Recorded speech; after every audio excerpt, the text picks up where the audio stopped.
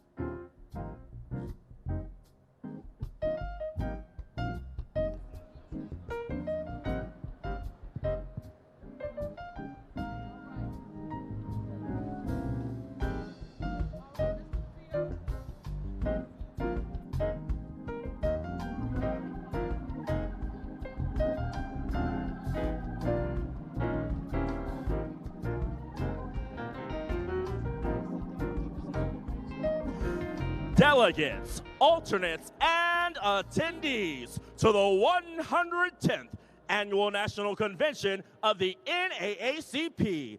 Good morning. Please take your seats.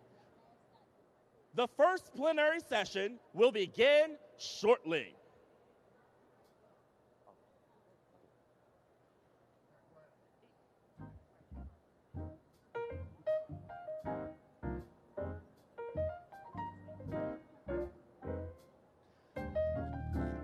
Delegates, alternates, and attendees, please welcome to the convention stage your presiding officer for this morning's session, the president of the Michigan State Conference and member of the National Board of Directors, serving as your assistant treasurer, Yvonne White.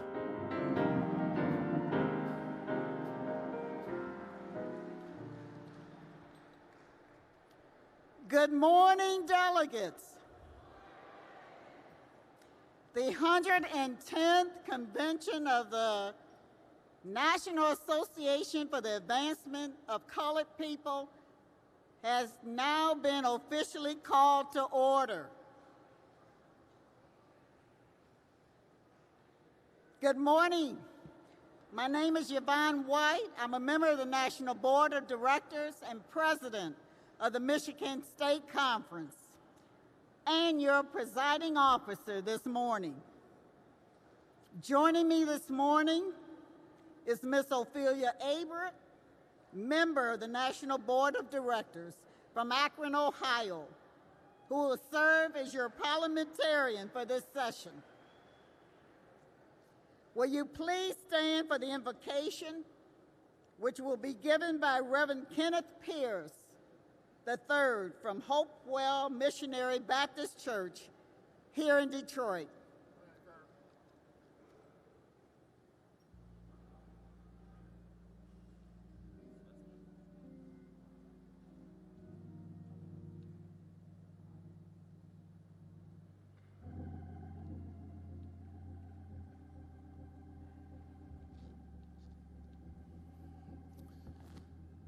Shall we pray?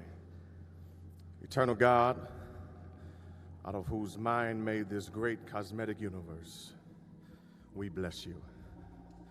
Help us to seek that which is high, that which is noble and good. Help us in every moment of difficult decisions. Help us, Lord, to work with renewed vigor for a worldless world, a better distribution of wealth, and a brotherhood and a sisterhood that transcends race and color. God, tonight we cry for strength to carry on the work of peace and justice, for courage to be nonviolent, come what may, for blessings on the movement for civil rights, for justice and peace, for healing for oppressed and the oppressors, and for the coming of God's reign of peace, love, nonviolence here and now. May all our prayers for peace with justice be answered. Oh God, thank you for the lives of great saints and prophets in the past who have revealed to us that we can stand up and amid the problems and difficulties and trials of life and not give in. We thank you, God, for our foreparents who have given us something in the midst of darkness, of exploitation and oppression, to keep on going. Grant us that we will go on with the proper faith and the proper determination of will, so that we will be able to make a creative contribution to this world. And God, since we have you on the line, we ask that you continue to grant us the power to fight and win.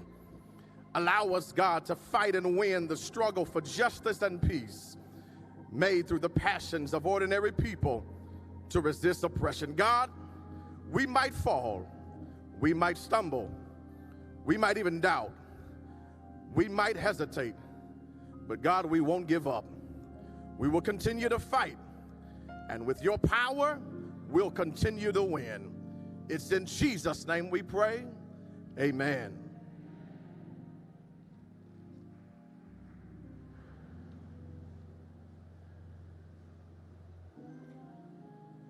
Thank you, Reverend Pierce, for that powerful invocation this morning.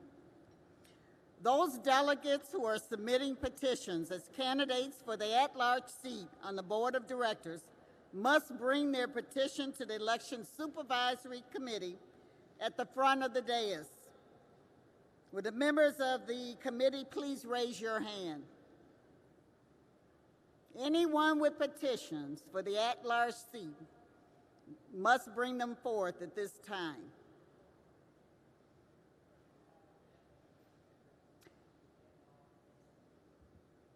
And this is the at-large seat for the convention.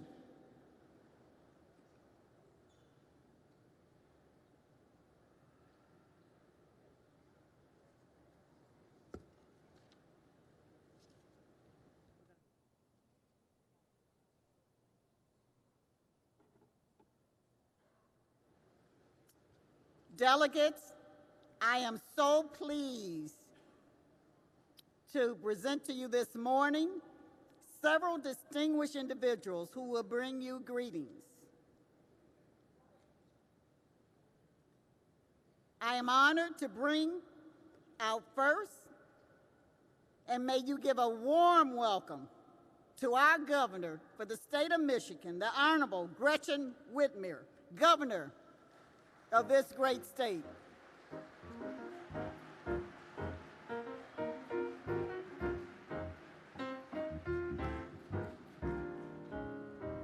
Thank you and good morning. Welcome to the great city of Detroit in the great state of Michigan. We are thrilled to host the NAACP this week, and we are thrilled to be hosting the 2020 debate next week here in the city of Detroit. You know, sure, you can clap. In the Whitmer family, in which I was raised, we were raised to revere teaching and preaching as the highest calling. Both professions are focused on community and children and intellect and ideas. And I know I'm in the room with a lot of teachers and preachers. And as governor, I get to do a little bit of both. But these are shared values exemplified by this organization, the NAACP, and that's why many years before I ever even thought about running for governor, I joined this organization as a lifetime member.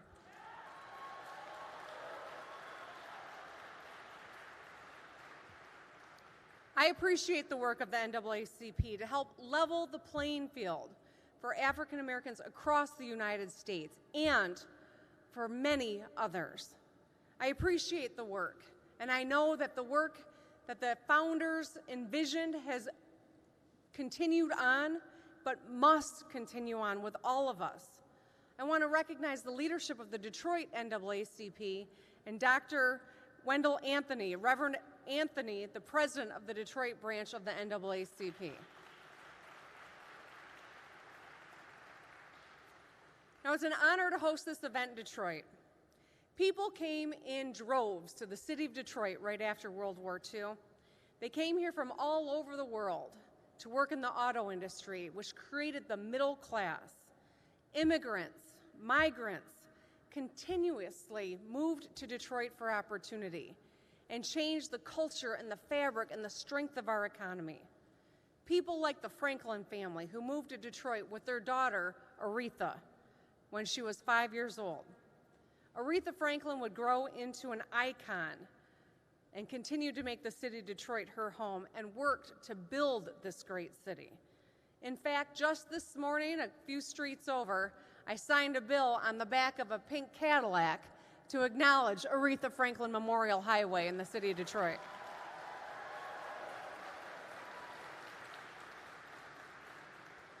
Joe Louis came to Detroit with his parents and 7 siblings in 1926. Joe worked at the Ford River Rouge factory before becoming the world heavyweight champion and one of the greatest boxers of all time.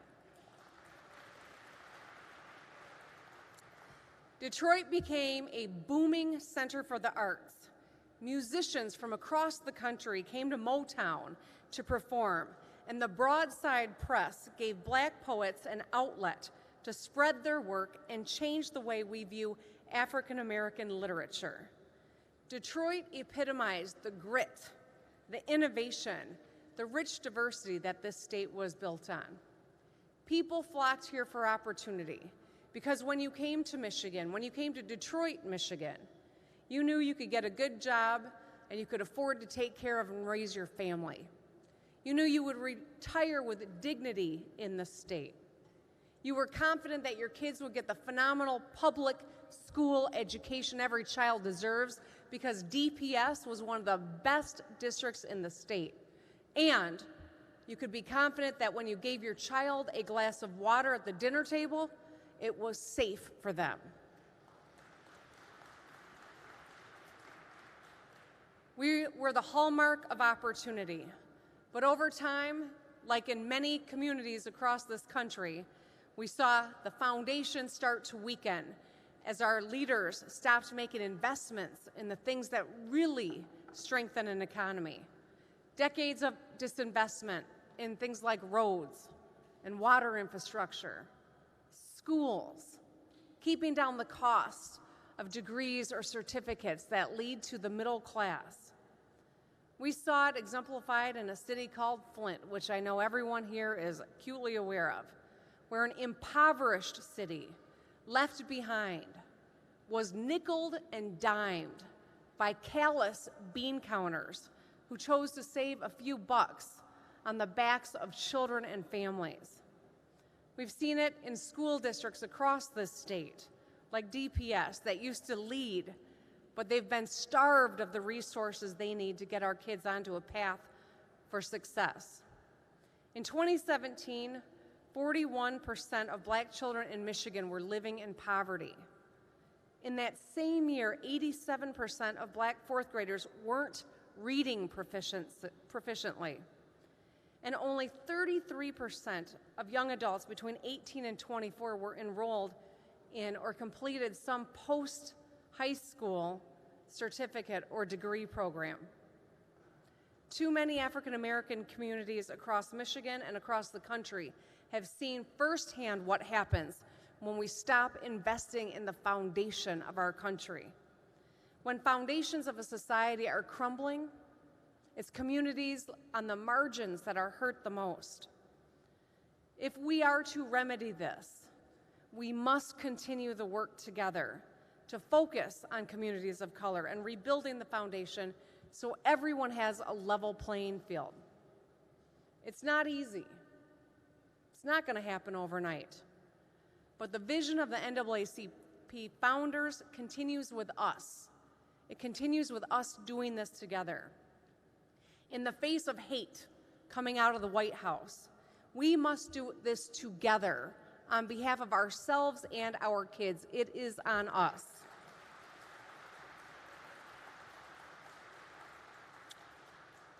This year, we lost federal court judge Damon Keith, a civil rights icon who lived his values and never relented, working for justice up until his last day here in the city of Detroit.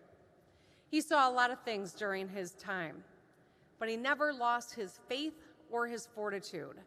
And that's the spirit we must all embody as we work to rebuild a strong foundation here in Michigan and across our country. Since taking office this year, I've worked to develop and implement an agenda that reduces barriers that communities of color in this state have been facing. For instance, in my first days in office, I signed an executive order that creates the Office of Environmental Justice Advocate to swiftly address water problems and environmental problems. We created a task force to evaluate our state's criminal justice system to ensure that everyone, no matter who they are or where they come from, is treated fairly under the law. We've established vocational villages so that people who are doing time can get the skills training they need so that they can get a good job when they are a returning citizen. 95% of participants come out with a good job, and there's only a 2% recidivism rate. That's what opportunity looks like. And I've introduced a budget that lives our values, that focuses on the education of the children in Michigan. We know that we have a historic and equitable funding system when it comes to education. And kids in the highest poverty areas need the most resources to be successful. My budget seeks to fix the problem that we've had by putting more money into at-risk, more money into special education and CTE programs, so we have equity built into our education system. Doubling the earned income tax credit puts money into people's pockets so they don't have to choose between fixing their car or paying the rent. And this budget that I've introduced puts us in a position to clean up water across the state of Michigan.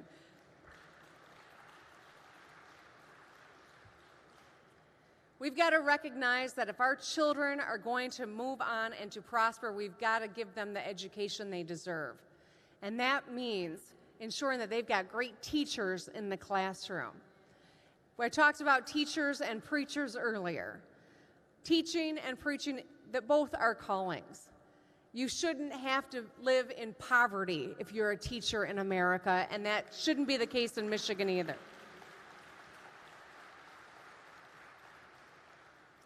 And beyond that, we are working to recruit and retain a more diverse group of teachers. Because we know the studies, right? We know that a child, an African American student who's had just one African American teacher by third grade is 13% more likely to enroll in a post-high school curriculum. And those who had just two teachers of their same ethnicity, 32% more likely.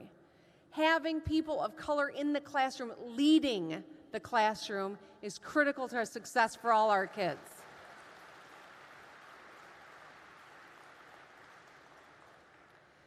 So coming into office, I inherited a whole slew of problems here in Michigan. And we are working to fix them. We are working to address 40 years of disinvestment. We are working to turn around our education system and clean up our drinking water, to build real paths to prosperity and dignity in work. And we need your help. The kids of our state need your help. We cannot assume someone else is going to take this. We must be the lead on these issues. And as we address them, it's important to me that I am surrounded by truly representative experts across our state, representative of the great diversity of this state, the racial diversity, the socioeconomic diversity, the religious diversity, and the geographic diversity. And toward that end, I'm joined by a number of people from my cabinet and my executive office here today. But there are a couple that I want to single out real quickly. Because in Michigan, I got elected in part because I said it's time to fix the damn roads. I didn't create this mess, but by God, I'm going to try to fix it. And the man who's going to help me is the Director of Transportation, Paul Ajaba, who's here, who's now known as the Fix the Damn Roads guy.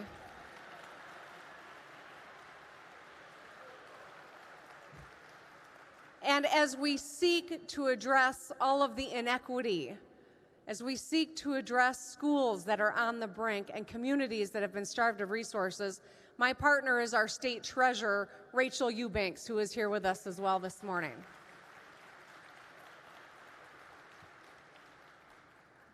This is what an administration that is truly representative looks like. When you level barriers at the beginning, when you truly level the playing field, there is real opportunity for everyone and real representation, not tokenism. Every woman on my team, every man on my team, every person on my team is there not because of how they show up. They're there because they were the best qualified person for the job. And that's the type of leadership that we need at every level of government. That's how we build stronger communities, stronger states, and a stronger nation. And this is true from local clerk's offices who decide about elections. to who resides in 1600 Pennsylvania Avenue. This is how we build a stronger state and a stronger nation. And this is how together we are going to change the fate and the paths for people in this country. Thank you for coming to Detroit, Michigan. Thank you for the work that you do, and thank you for the partnership that I know we will continue to have going forward. Because when we work together, we are the change we want to see in the world. Thank you. God bless.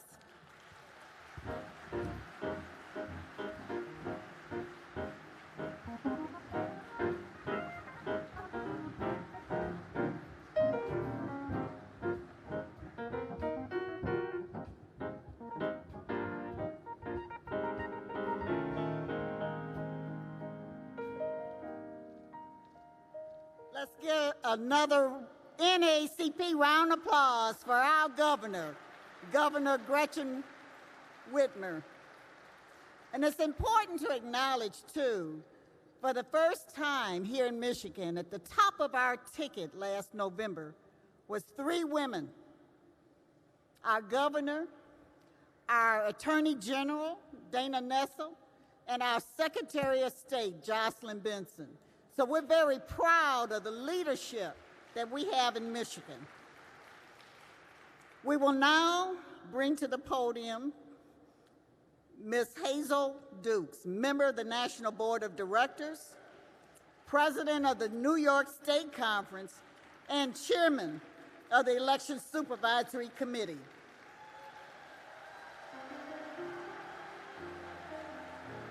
Good morning. The persons you see standing are the Election Supervisory Committee members. On last evening, we gave you the rules and regulations before 10 a.m. Look at your watch. Mrs. Sweetlove will tell you when it gets 10 a.m. And you must have your consent forms here in the hands of these persons. They will bring them back and work with the national office to make sure you are in compliance. We explained to you what compliance means, so don't embarrass yourself. Compliance means that you're financial and you have more than 50 members. And we don't talk about your membership from last year. It must be up to date, so don't waste our time. So know what you're doing, bring it up to these young people standing in front of you. Thank you, members of the Election Supervisory Committee.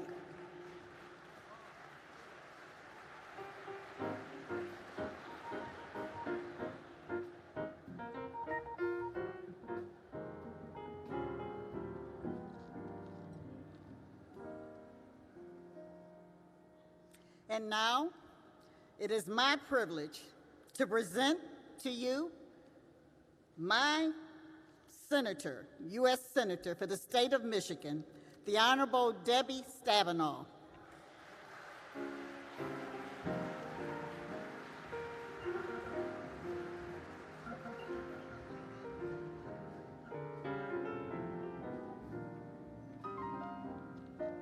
Well, good morning and welcome to Detroit, NAACP.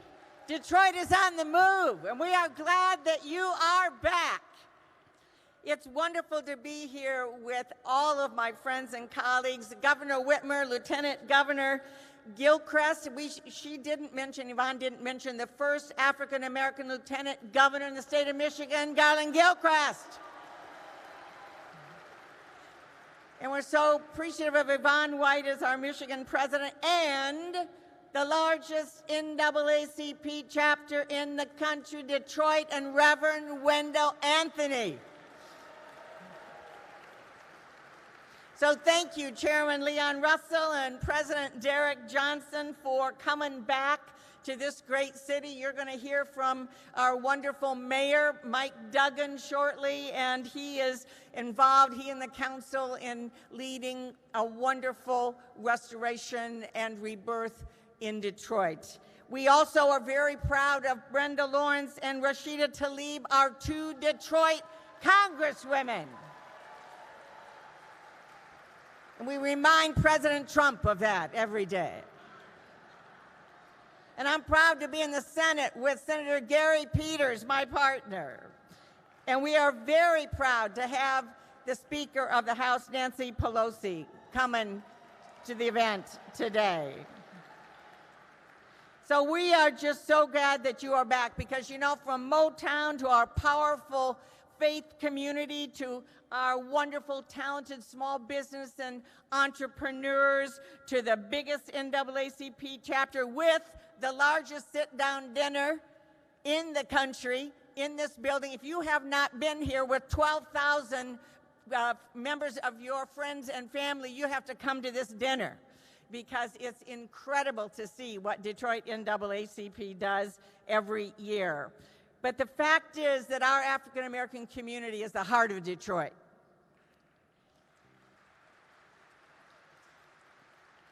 And around that heart stands a skeleton of steel, because this has always been a city of survivors and thrivers. And that's what you are seeing now. We are roaring back. Neighborhoods being rebuilt and street lights being switched back on. Small businesses from downtown to every neighborhood are thriving, and our investments in our greatest resource, our young people, are being done. And in addition to our mayor and city council who are working hard, we've got, as was mentioned, a great new team in our capital. We've got a great new Democratic governor, lieutenant governor, secretary of state, and attorney general. So you see, we know, because in 2018, we fought and we won. But we also know there's a whole lot more that we've got to do together, and that's what this is about. We know that far too many workers can't find jobs to support their families. Too many of our children languish in inadequate, ill-equipped schools. Thank you, Betsy DeVos. I really wish she was not from Michigan. I think we should send her back.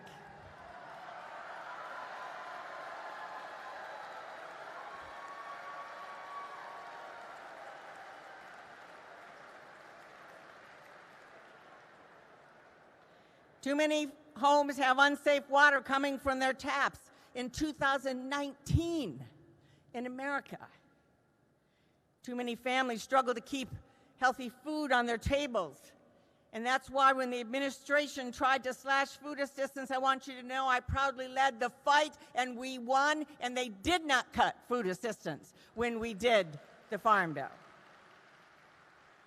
And when the administration and Republicans in Congress tried to repeal health reform again and again and again, we fought back and we won in Congress, but unfortunately the fight is not done because they have now taken it to the courts, and we're going to have to continue this fight. Let me conclude by saying, let's be clear. Let's be clear today. President Trump is a bully.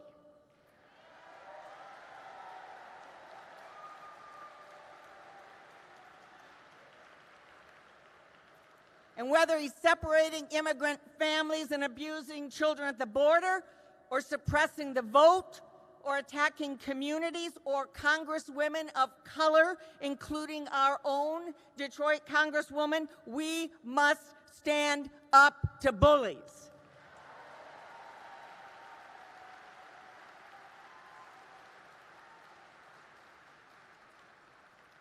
The good news is that's nothing new for the NAACP. You've been doing it for over 110 years. Thank you.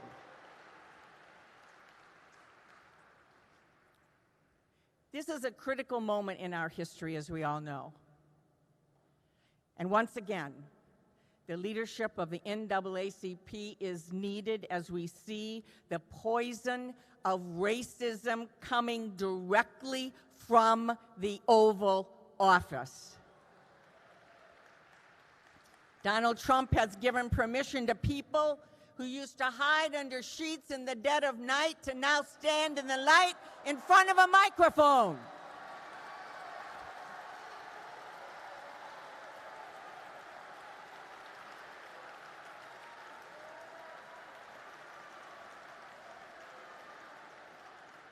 This is wrong.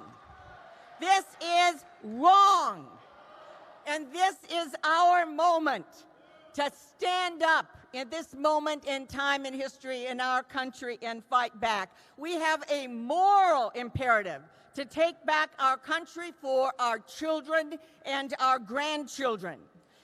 So that's why I'm glad you're here today in Detroit, because in Michigan, we know when we fight, we win.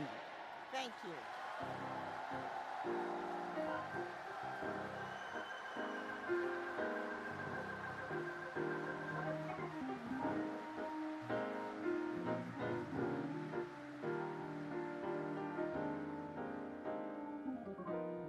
Thank you so much, Senator Debbie Stabenow.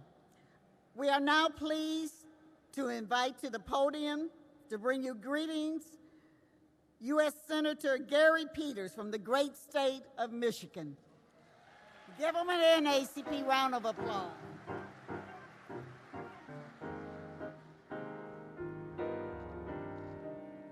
Well, good morning, everyone.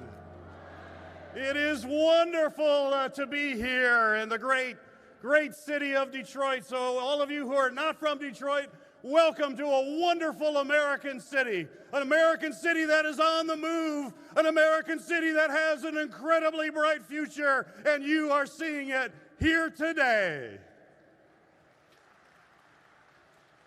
I want to recognize the NAACP President, Derek Johnson, and Michigan State Conference led by Yvonne White, as well as the Detroit branch leader, Reverend Wendell Anthony. But most of all, I want to welcome all of you. You are the activists. You are the folks that make this organization work. You are the folks that drive it forward to stand up for social justice all across this country. You are the leaders. You are the ones who are making a difference. There is no question that this conference is at a very significant time in the history of this country. We are at a pivotal time. I believe that we are at a time where we are fighting for the very heart and the very soul of this country. We have a very fundamental question that's going to be asked and answered in the months ahead. Does this country go backward? Or does this country go forward? We know that the forces that want to take us backward are working very hard to do that. But we also know that we have a president who seeks to divide this country, stoking fear and division in order for him to gain power. But we know in our heart, we know in our soul, that this country is stronger when we are united. This country is stronger when we stand together. You know, we stand on the shoulders of all of those who came before us. Pioneers who fought against injustice, who went to great lengths and faced down hard times to deliver the freedoms that we enjoy today. But those freedoms are never forever. You need to continue to fight for them, and we must now come together and build on that legacy of those who stood before us and build a new legacy for future generations in this country. We need to fight for equal opportunity for all Americans. That is a fundamental part of who we are in this country. Everybody, no matter who you are, no matter where you live, deserve to have equal opportunity in the United States of America. Everybody in this country has the right to live their version of the American dream. And everyone in this great country has a right to have their voice heard and respected. And when you have a president who says It's time to go back because he wants to delegitimize the voices of American citizens. He is wrong. We will stand up to that, and we will tell him in no uncertain terms that that is unacceptable in this country.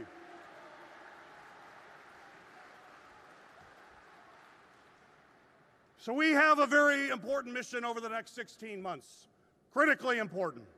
We have to make sure that everybody in this country gets counted. And the way we do that is two ways.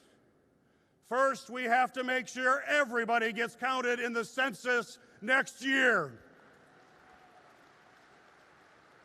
There are people who don't want everybody counted. There are people who want to divide the country and say certain folks don't live in this country. That is why we need to make sure everybody is counted. It is absolutely vital to bring resources into our community. In fact, about $1,800 per year for every person counted. It is also fundamental to the representation as we determine who represents us and where our members of Congress are. It is all determined in the census. And I don't believe we can count on this administration to do it right. It's going to be up to all of us to make sure we do it right. We have to mobilize our communities. We have to get our neighbors. We have to get our friends and make sure that everybody is counted in this country. And second, the way we get counted is we show up at the polls next November.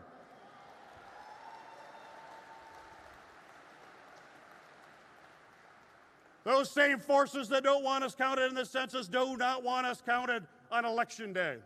We must stand up and fight those who will use voter suppression to stop us from having our voice heard. We need to pass legislation like the Voting Rights Advancement Act to make sure that everybody can exercise their fundamental right to vote. And when we do, when we turn out in numbers that no one has seen before, we will prove loud and clear that the forces of righteousness will prevail in this country. And when we win, we will be able to say once and for all that everybody in this country deserves to have affordable health care. It is a right in the United States to have affordable health care. It is a right that every child has access to a quality school and gets an education no matter what neighborhood they live in. It is a right in America. And everyone, no matter where they live, has the right to clean air and to clean water. And we need to continue to remember that the people of Flint are still suffering. They need our attention. They need our help. And we have to make sure there is never, ever another Flint in this country. We need to stand with those folks and folks all across this country. And finally, we need a criminal justice system that works for everybody. We can't have images of unarmed man being held in a chokehold for the world to see, and yet justice does not prevail. That's not the America that I want to live in. We will stand for justice for everybody.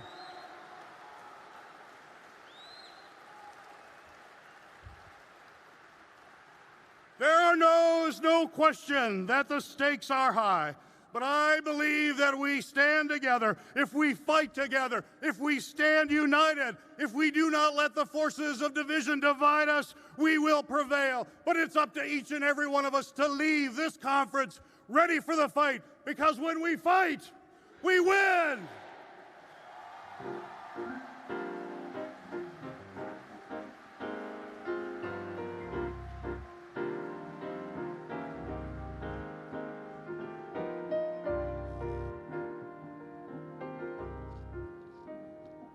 Let us give thanks to Senator Peters once again. These are our senators, always on the right side.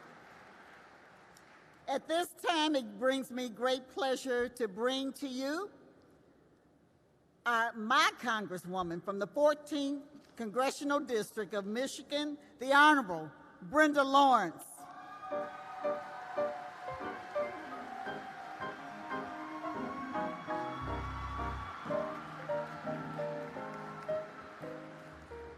Welcome to the D.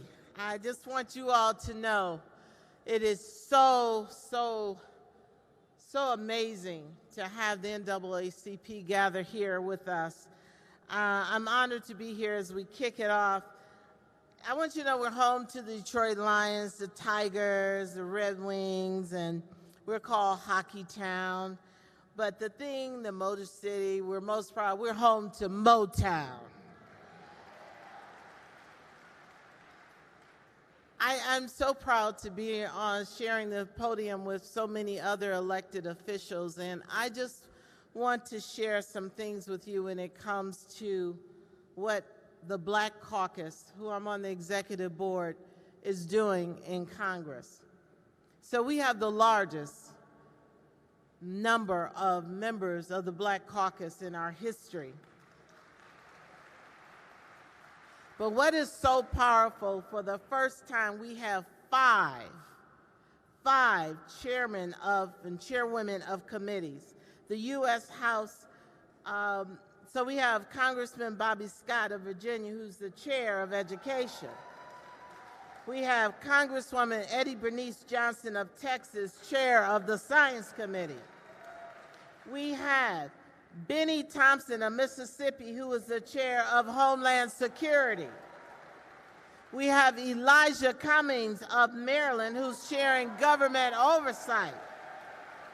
And then you all know we have the amazing Maxine Waters, who's the chair of the Finance Committee.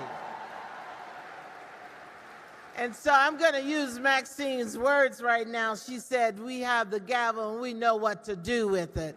So we are so excited about the leadership and the opportunities of a CBC and Black members. We also have chair of the Democratic Caucus, Hakeem Jeffries, who is leading the entire caucus. I want everyone here to know, as we gather here today with a mission of re-energizing ourselves and focusing. In DC, if we've ever been given a lesson that elections have consequences, we have with who's in the White House.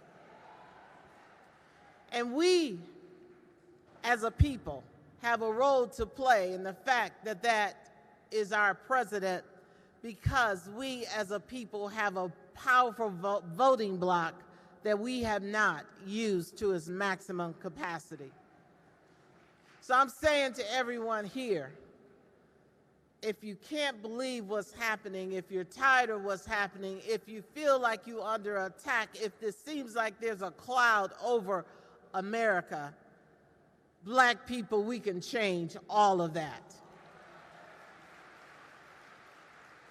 And I would say to every Black person here, we all know that is bigger than just us individually, because we're the choir. We understand the power of our vote. But our mission, and what's my charge or my call to action, is that we cannot have a Black person sit at home on election day ever again. Because we know when we fight, and what do we fight with? We fight with our vote. When they wanted to oppress Black people, when they wanted to enslave us, what did they do? They took away our right to vote. It was strategic because they understood if we do not allow them to vote, we can control them. So when I say when we fight, we win. When we vote, we win.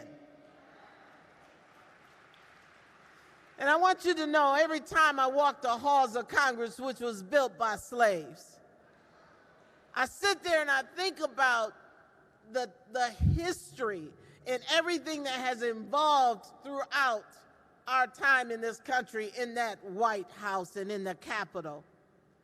Ladies and gentlemen, if you ever have been energized, you need to know that while those slaves was building that place for our government, they had an intention for us, that next generation and that next generation, to be able to walk those halls, vote, and fight for their people.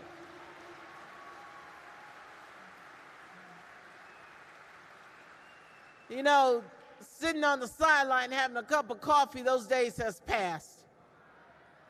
Every generation has a call to action. You think about our forefathers, and we praise them, and we celebrate them, we read about them, who when there was a call to action, when there was a tax on our country, on our people, on our children, on the next generation, they stood up, and they were not quiet, they were not silent, and they fought. This is our time. This is our call to action. This is a time where every black person in America has to know this is bigger than today. If we allow what's happening now to continue, all of the progress that we made will be rolled back and we'll be back to square one. Now, you know, it's something powerful about being a black person in America. You can't hide. That's powerful. When you walk in the room, they know you're there. You don't have to explain it. You don't have to be defined as, oh, there's one. And with that power, when you walk in the room, do something with it.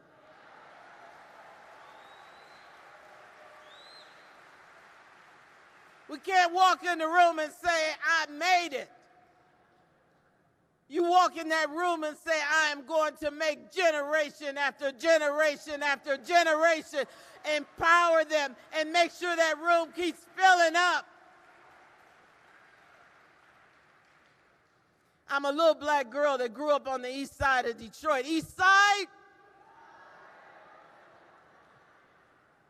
I was raised by my grandparents who came from the South, who didn't have a high school education.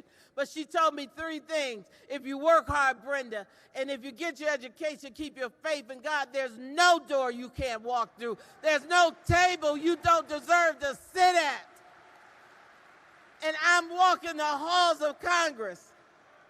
And it's because of her faith and her belief, not only in me, but in a generation, in a community of black people that she knew when she couldn't be there, when she couldn't go to college with me, that there would be somebody there looking after me. So I'm going to leave you with this. This country that I love, and I love America. I love it with every ounce of this brown skin that God kissed me with. I love America, even though at times she didn't love me back. There was times in this country, me being just black in America was not a human thing, existence. There was times in this country where I was denied the right to vote, work, own property. But I love this country. I love this country when even as a woman I was denied the right to vote. I was not considered an equal, but I love this country.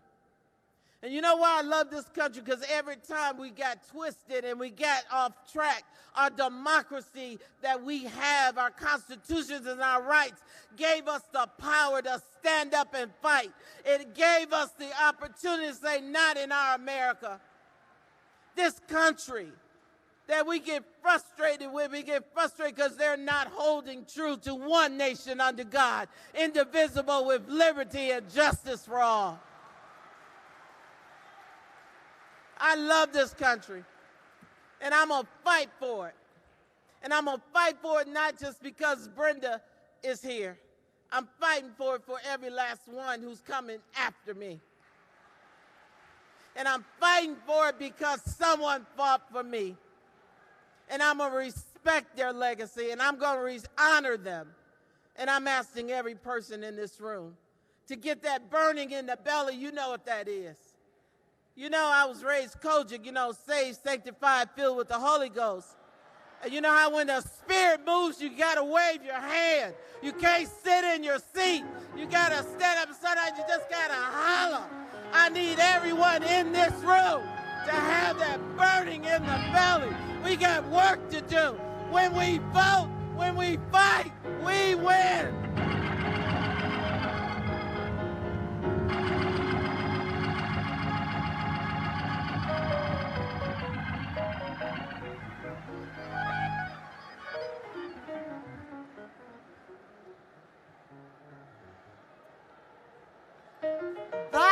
my Congresswoman.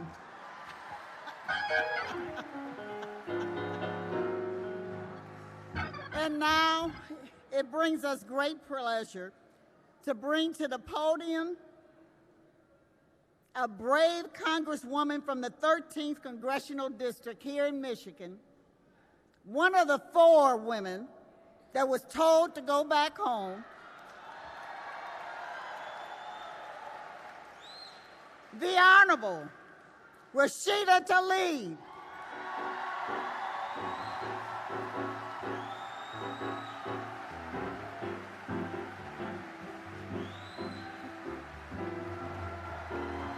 Hello! Yeah, I'm not going nowhere. Not until I impeach this president.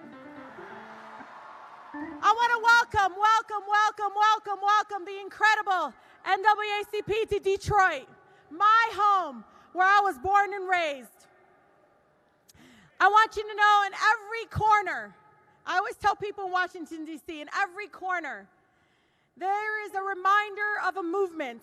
If it's the labor rights movement, the civil rights movement, every corner is a reminder to demand justice, opportunity in every corner of Detroit.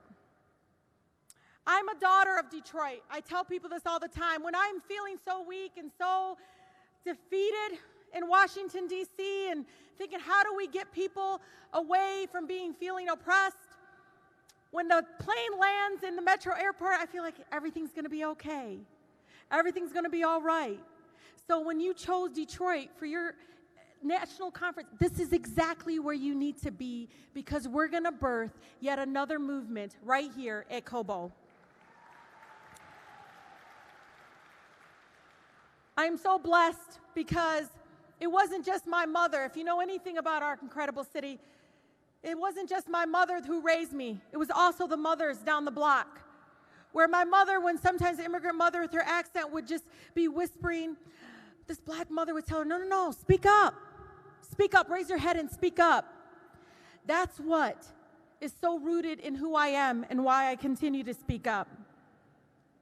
It is an honor to represent the 13th Congressional District. One of the stories that never gets told is that I got elected in a predominantly non-Muslim community.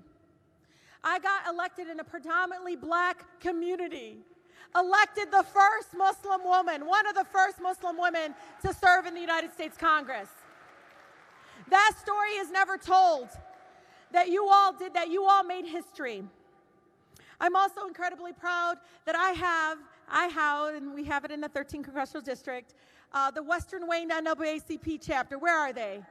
They were elected, there's Gina. They were elected the number one best chapter in all of the state of Michigan. And yes, they come from the 13th Congressional District. So I want to thank the incredible Western Wayne NAACP chapter. This morning, I want to talk about where we go from here. The corporate assault on our families is real. We all know it. And it's driven by a hate agenda, a really dangerous ideology that's about othering people, dehumanizing others. And we have to continue to fight back. I know all of you have seen and experienced injustices personally. Right now, many families do not have access to clean and affordable water. Literally throughout some of my schools, the drinking fountains are closed down. Imagine that for 1 minute. We know that too many people are forced to work multiple jobs just to put food on their table. And so many families, so many communities have been disseminated due to mass incarceration and the continued criminalization of our black and brown folks. There is no coincidence that we hear from climate scientists today about the need to take action against climate change while we're going through such a devastating heat wave. We also know that here in Detroit and the surrounding communities, we know that what it means to let corporate polluters just strip of the communities of resources and pump toxins into our air, into our water. Folks, we need bold action for the issues riddling our communities across this country. And yeah, people are going to say this is too bold, too radical, too far left. to reject it. That's how they discredit movements like this. But I got to tell you, when Congresswoman Shirley Chisholm ran, and she said, kids cannot learn because they're hungry. Kids cannot learn in school because they're hungry. We need free lunches in schools. People thought that was radical. People thought that was impossible. But what do we have today? Free lunches for kids in schools. So I reject the labeling that things are too bold, because I'll tell you, they're gaslighting us. This was supposed to be done years ago. We were supposed to increase the $15 to minimum wage to $15 years ago. We were supposed to do something about our air years ago. We were supposed to push back against the fact that now corporations have been able to get around discrimination of folks because they have to show intentional discrimination, not disparate impact. All of that is so tied to the big fight that we have ahead of us. But I also want you to know, it isn't done in the halls of Congress. Grace Lee Boggs, an activist here in Detroit, would say to people, the movement of the civil rights, the movement to get women's rights, wasn't done because somebody introduced a bill. It was done because the folks in the streets demanded it, because of actions that were outside of the halls of the Congress and outside of the White House. It was done because all of you demanded us to do it. So recently I introduced the Boost Act. This legislation completely repeals the GOP tax scam that is only helping wealthy individuals, the rich, the corporations. And do you know what I did with that money? Do you know what I said? We're going to go ahead and put it into the pockets of folks like everyday Americans. If you make less than $100,000, you're going to get up to $6,000 in your pocket. And if you make less than $50,000, you're going to get $3,000. That's what we do with our public dollars. We give it back to the people that earned it. So the Boost Act may not be a salary, as some people defer it, but it is a signal that we've gone too far in providing for corporations and the rich and those on top, and have not taken care of our everyday folks, our neighbors, who are literally $400 away, an emergency, $100 emergency away from getting into the cycle of poverty. I'm also introducing Justice for All Civil Rights Act. And let me tell you, right now, and I see it in my district, I have the third poorest congressional district. And yes, I'm an attorney, and I worked at nonprofit organizations fighting against not only the previous governor, who literally polluted and allowed the poisoning of children in Flint because of corporate profit. I can tell you, Justice for All Civil Rights Act will transform our country. Because today, corporations and even those in the public sector have gotten away and have gotten really sly about saying, I'm not intentionally discriminating. No, that's not what I'm doing. Because the courts, ladies and gentlemen, the courts have watered down the Civil Rights Act and saying, we can't, disparate impact is not enough. What I mean by that is, and for folks that know this, driver's license responsibility fee in Detroit, in Michigan, was where, if you looked at it, it disproportionately hurt African Americans in Michigan were targeted by driver's license responsibility fee. But we couldn't prove intentional discrimination. It took us 2 years to show the pattern. Justice for All Civil Rights Act said, no, we're going to say if the impact of the policy in itself is discriminatory on the ground, that is enough to say you are violating our civil rights, you are discriminating against us. For those in Michigan that think, for all of us in Michigan, and this is hard for many of you that might not even live here and know this, but I know it's high in other states, but auto insurance. We know that there's discriminatory practices done in the auto insurance industry. They are basing our rates on our credit scores, marital status, education level. Come on now, that is code for, I know exactly who you're targeting. And we have to end it.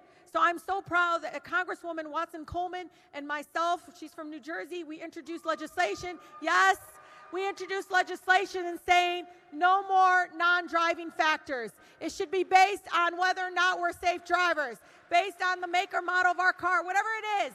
It should not be based on non-discriminatory factors. And let me tell you, here in Michigan, no joke, Somebody with driving under the influence violation with a decent credit score, okay, credit score, is paying less than somebody with not a great credit score but a hell of a lot better driving record is literally paying. That person is paying 300% more than the person drinking while driving. I mean, see, that's what's happening. So Justice for All Civil Rights Act is important because if we don't get that piece of legislation out, we at least can get them in the courts.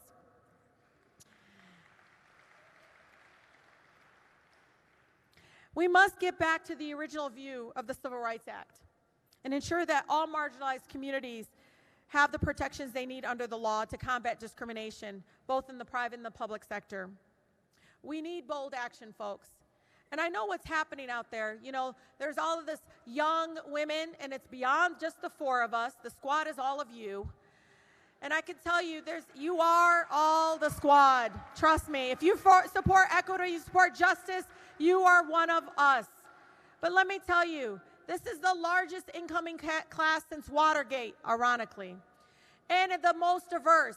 But I don't mean just by color and make and all these other things that they want to label us as. Some of us, this is the first time we've ever had health insurance. One of my colleagues, until she became a United States Congresswoman. Oh, another woman is a survivor of domestic violence. Some of us are hit hard with college debt. I have another woman who literally, Congresswoman Lucy McBeth, lost her only son to gun violence. And she ran on that and won a district that was a Republican district. So no, being bold, taking bold action, doesn't mean we lose. What we're saying here is when we fight, we win. That's how we fight. We fight by taking these kinds of actions and not saying, oh, is this strategically the right thing? No. Is it the right thing? Is it going to provide justice for all? And that's what I want to leave you all with. People said, Rashida, this is not your time. And I said, well, when is my time? I didn't know there was a line.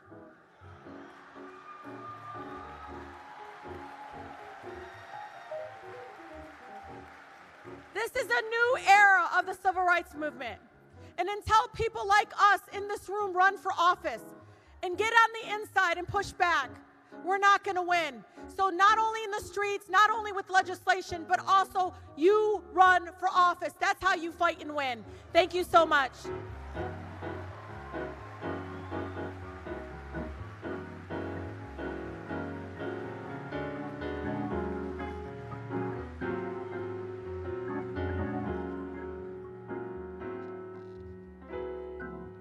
Let us give Representative Tlaib another round of applause. This land is indeed her land. This land is our land. Now, it gives me great privilege to bring to the podium and welcome the 52nd Speaker of the House of Representatives and Congresswoman of the 12th Congressional District out of San Francisco, California, the Honorable Nancy Pelosi.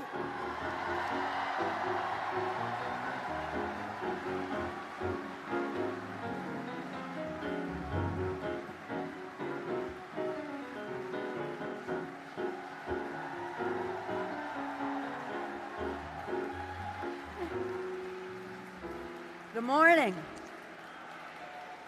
It's wonderful to be here. Thank you, Yvonne. Thank you, Yvonne White, for your wonderful introduction, but mostly for your strong leadership in Michigan. Let's hear it for Yvonne White. Let us all salute Derek Johnson for his leadership to advance civil rights and equality across America from sea to shining sea. It's always a pleasure to see Chairman Leon Russell, a persistent and effective force for change, and it's an honor to be here with each and every one of you. All right, and let me just say, are there anybody here from California? I know from San Francisco, Amos Brown is here. And again, I know Maryland is here and Baltimore is represented here someplace. I represent San Francisco, but I was born in Baltimore, and for my whole childhood, my father was the mayor of Baltimore, and then my brother mayor of Baltimore after that. So the names of Enolia McMillan, Perrin and Clarence Mitchell, and the Murphy family were revered in our home. These are names I knew when I was growing up. And then 10 years ago, imagine the honor to get the NAACP NAACT centennial anniversary. I was honored to speak at the National Convention in New York City and became a Golden Heritage Lifetime member.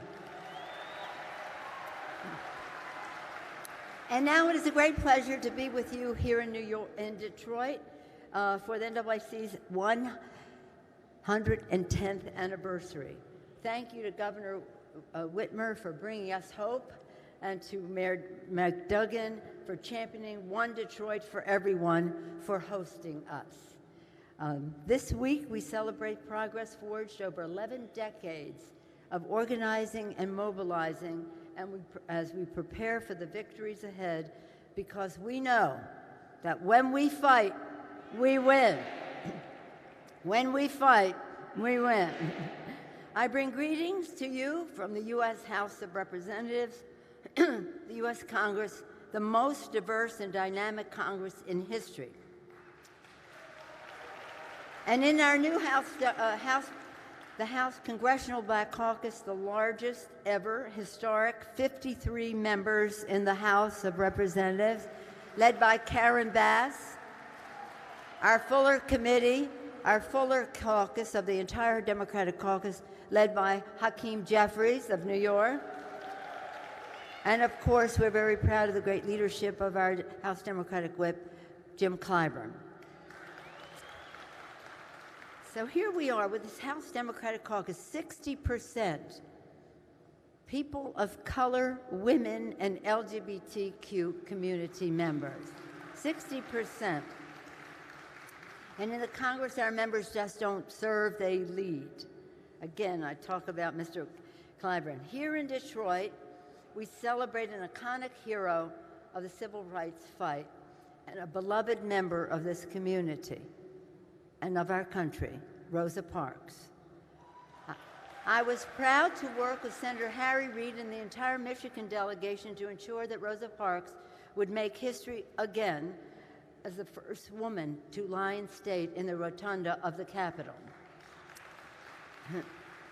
8 years later, Rosa's greatness would be recognized again with a bronze statue, now joining Sojourner Truth and Dr. King in the Capitol of the United States.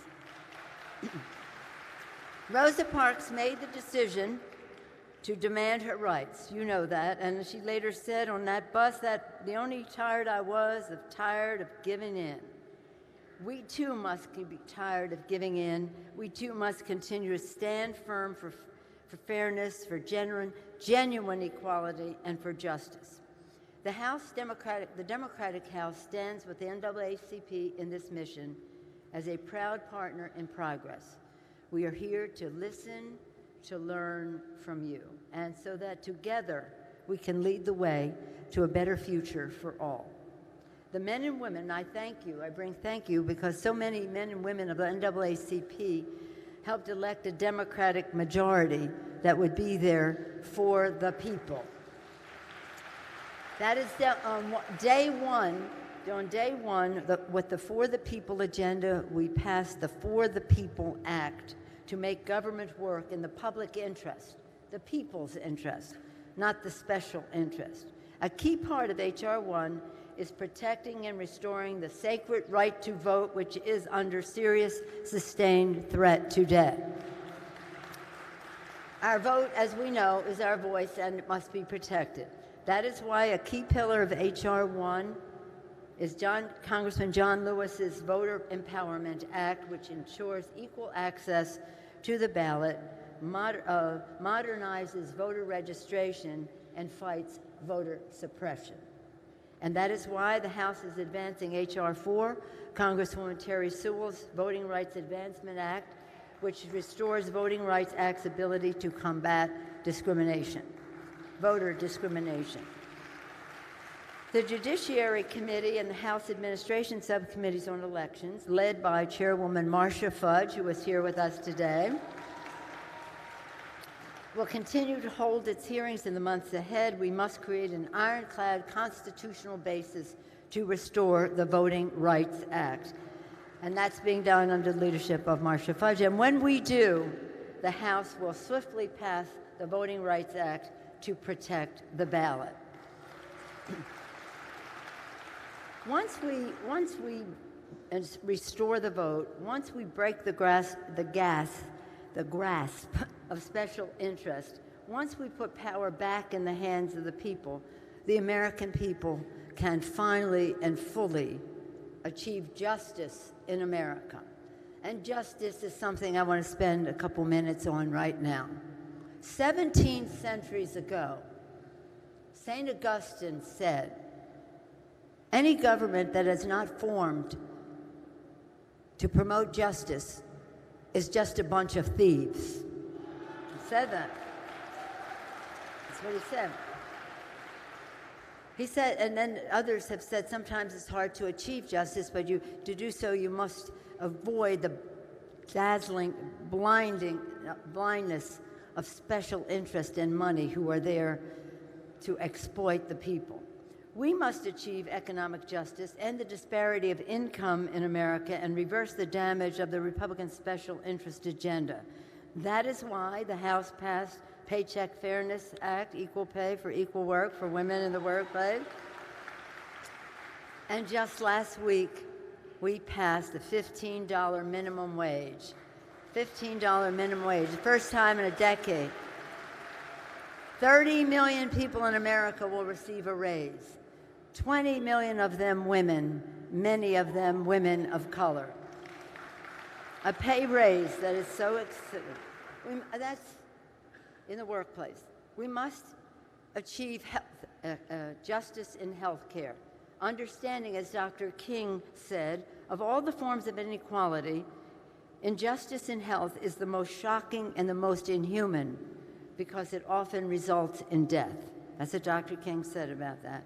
House Democrats have now sent 10 bills to the Senate to lower the cost of prescription drugs and health care, reverse the GOP's sabotage of the Affordable Care Act, Obamacare, and strengthen the pre-existing condition benefit. We must also achieve environmental justice so that all children, no matter where they grow up, can breathe clean air and drink clean water. In May, the Democratic House passed the Climate Action Now Act to take the first steps to protecting our planet for our children.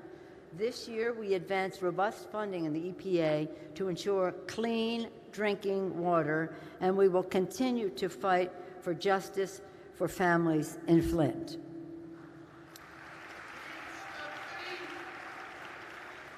We must achieve justice in education as we observe the 50th anniversary of putting a man on the moon just this past weekend, the vision of President Kennedy. We remember his words, "Our progress as a nation can be no swifter than our progress in education." Because as the NAACP, education is the key to success no matter what your race or where you live. And safe schools and communities demand that we prevent gun violence once and for all. That means we will not take no for an answer on background checks. That's why the House passed H.R. 8, the Bipartisan Background Check Act, and whipped Jim Clyburn's bill to close the Charleston loophole. And Congresswoman McBath has been a leader in this fight for us. We must and we will keep working until our children are safe in their schools, in their homes, and in their neighborhoods. And we must achieve real justice in our criminal justice system. We cannot accept a system in which the wealthy people with high-paid lawyers can plead ignorance of the law and not go to jail, while children born not in privilege, when they even assert their rights, are accused of resisting arrest. We cannot have that. We cannot tolerate a system that holds them to a different standard of law. The two-tiered system of justice is discriminatory at every step, from policing to sentencing to imprisonment and beyond. It is unfair, it is unjust, and it cannot stand. At the birth of our nation, in the dark days of the Revolution, Thomas Paine said, "The times have found us." We do not place ourselves in the category of our founders, but we do know the urgency of now that Dr. King talked about. And the times have found us, each and every one of us in this room, all of us in Congress, the two senators, Senator Stabenow, Senator Peters, my colleagues, Congresswoman Lawrence, Congresswoman Tlaib. The times have found all of us to make the difference that our country is crying out for now. Again, Dr. King, when he talked about the fierce urgency of now, he said, "This is no time to engage in the luxury of cooling off or to take the tranquilizing drug of gradualism. We all know we must act boldly. 110 years ago, the times found your leaders to forge the NAACP and to fight for your rights in the wake of the Springfield riots. I hear this all the time from Shelley, from our good friends in D.C. And today, the times have found us to achieve a future, full of justice, worthy of the sacrifice of our founders, that fight they made. Thank God they made the Constitution amendable. Worthy of their vision, worthy of the sacrifice of our men and women in uniform, and let us salute them. And have liberty, we make that pledge every day, liberty and justice for all. With your outside mobilizing and our inside maneuvering, we can achieve a more fair, free, and just future, making the real dream of Rosa Parks, Dr. Martin Luther King, and all who have fought for progress, many of them in this room. Let us all, when we leave here, remember, when we fight, we win. When we fight, we win. When we fight, we win. God bless you. God bless America. Thank you all very much for the honor to be here. Thank you so much. Thank you. Thank you.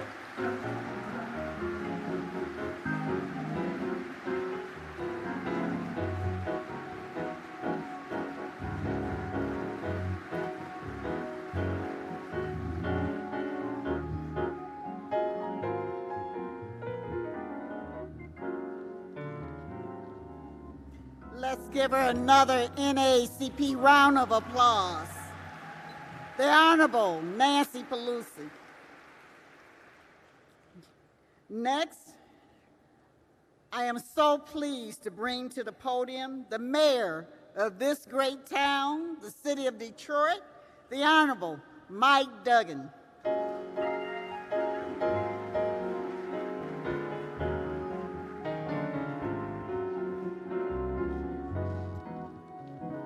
Well, how are you enjoying your stay so far? Hasn't it been a great lineup of speakers today? So Chairman Russell, President Johnson, and the 10,000 members of the NAACP, we are so pleased that you picked Detroit this year. We're glad to be hosting you at a time where we really got to decide what kind of country we're going to be. Did you ever think you'd see the day with the kind of vile and divisive language coming out of the President of the United States? But I want to talk to you about in Detroit, we're working so hard, we're not just putting the divisive language behind us, we're acting in a way that cares for each other. You remember when the war in Syria had the families fleeing from the ravages, and President Barack Obama stood up and said, as a country, we have to accept Syrian refugees fleeing this violence in the United States. And the same voices of hate and violence pushed back. Half the governors in this country said, we don't want these folks in our city. Same kind of voices we're hearing today. And when President Obama came to Detroit and I met with him, I said, Mr. President, I've talked to the members of the Detroit City Council, and I want you to know we are going to say publicly, the city of Detroit is going to welcome and embrace these refugees because this is what we're about. The families with their children came to this town. I greeted many of them as they moved into the houses. And you know what happened when they moved into the neighborhoods? They were embraced by the neighbors who welcomed them. The kind of hate that you're hearing in Washington, you didn't see in this community. And I've never been as proud as when President Obama asked me to be a national spokesman, along with former Secretary of State Madeleine Albright, who was a refugee from Czechoslovakia herself, to make the case in the country that when we accept people from other countries that are less fortunate, we become stronger. It's what we're supposed to be about. And here in the city of Detroit, there has been no greater force for the idea that every single person is going to be respected than Reverend Wendell Anthony and the Detroit branch NAACP. And when Reverend Anthony's team came in and they said to me, we've got a serious issue, the distrust between the citizens and the police is a condition that cannot be accepted. Every citizen has to know they're being respected, and we need to move decisively. And I was very pleased when the Detroit Police Department became the first police department in America that deployed 100% body cameras and dashboard cameras in an integrated system, so every single interaction was recorded and people could be held accountable for the actions that built trust on both sides. And in the 10 years before I was elected, as the city headed into bankruptcy, 200,000 people moved out of Detroit. Now, if you've been here, you've seen all the new building, you see the development that's coming back.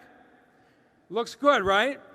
But I never lose sight of the fact I wasn't elected by the 200,000 people who left. I was elected by the folks who stayed. And we made a commitment that those who stayed were going to be protected, were not going to be pushed out. And again, in partnership with the Detroit branch NAACP. Let me tell you what just happened just in the last week to give you a sense of what we're trying to do. Last Tuesday, on the west side of Detroit, we opened a new affordable housing center, 147 beautiful units built right next to one of the nicest neighborhoods in this city in Oakman Boulevard, because we believe people of all incomes should be able to live in all areas of the city in first-class housing. Then on Thursday, we had 112 families that were facing foreclosure because they were tenants paying their rent, but their landlords hadn't paid their taxes. And so the house was going to be foreclosed, and they were going to be on the street. In partnership with the local community groups, we said, let's not do this. We arranged for the tenants to buy those houses. So instead of being pushed out, they have home ownership. 112 new homeowners in this city today. And at 1 o'clock this afternoon, I'm joining Governor Whitmer, who you heard from earlier, and we're announcing another 500 low-income housing units spread across this city, making sure those who stayed here can afford to be part of this city's recovery. We're not under any illusions. We know we have a long way to go as a city and as a country. But with the members here and the force of the NAACP, I know we are going to continue to work to make this city and this country the place that it should be. Please enjoy your time in the city of Detroit. Thank you.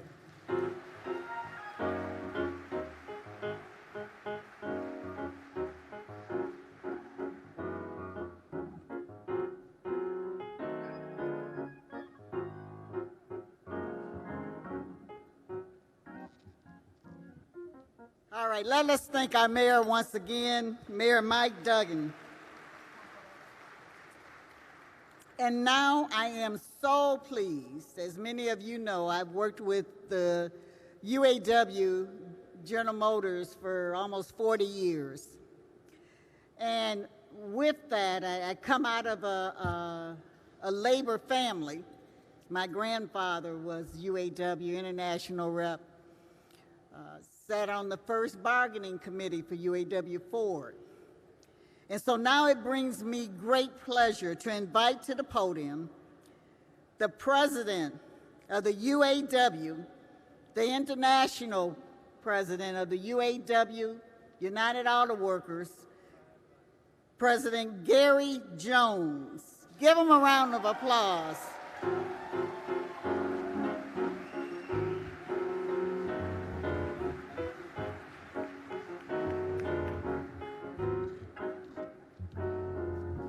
Thank you, Yvonne. Good morning, brothers and sisters. I want to thank President Derek Johnson for the invitation to speak. But I also want to take a special privilege and recognize one of your board members, our great Secretary-Treasurer, Ray Curry. Yeah. Ray, just thank you for all you do 24/7 for the membership of the UAW and the working families across this globe. We've been marching together, the UAW and the NAACP, side by side for generations. I am so pleased to be here today to recognize this great organization that, since its inception over 100 years ago, has been a beacon for so many. This organization and its members here are responsible for some of the greatest achievements in the history of civil rights and of human rights. And you continue to be entrusted with the hopes and dreams of people all over the world. To give a voice to the people who have none. I honestly cannot think of a more important fight and a greater mission. We share that mission. There's a history to right to work, you know, that dates back to Jim Crow times in the American South. The people in charge wanted to make sure that African Americans and working white people could not be a part of organizations together. They knew that the power would be found when we worked together. When the UAW was formed in 1935, a decision was made that we would unionize based on what industry someone worked in, and everyone would be included, regardless of race.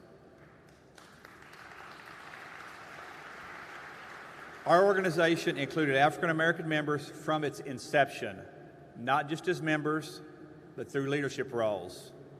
This is a reflection of our mission and of our membership as a whole, from the time of the sit-down strike until today. Those were challenging times, but you know, challenging times produce great leadership, great causes, great struggles, great courage, and they produce gains. Two giants in particular, one from your organization and one from ours, stood together during some of the most difficult times in this nation's history. They stood together not just as two men working towards a common goal, but as friends, because they understood that labor rights and civil rights, and they understood that there is power in working together. Dr. Martin Luther King Jr. and President Walter Reuther marched together, worked together, and fought together as friends.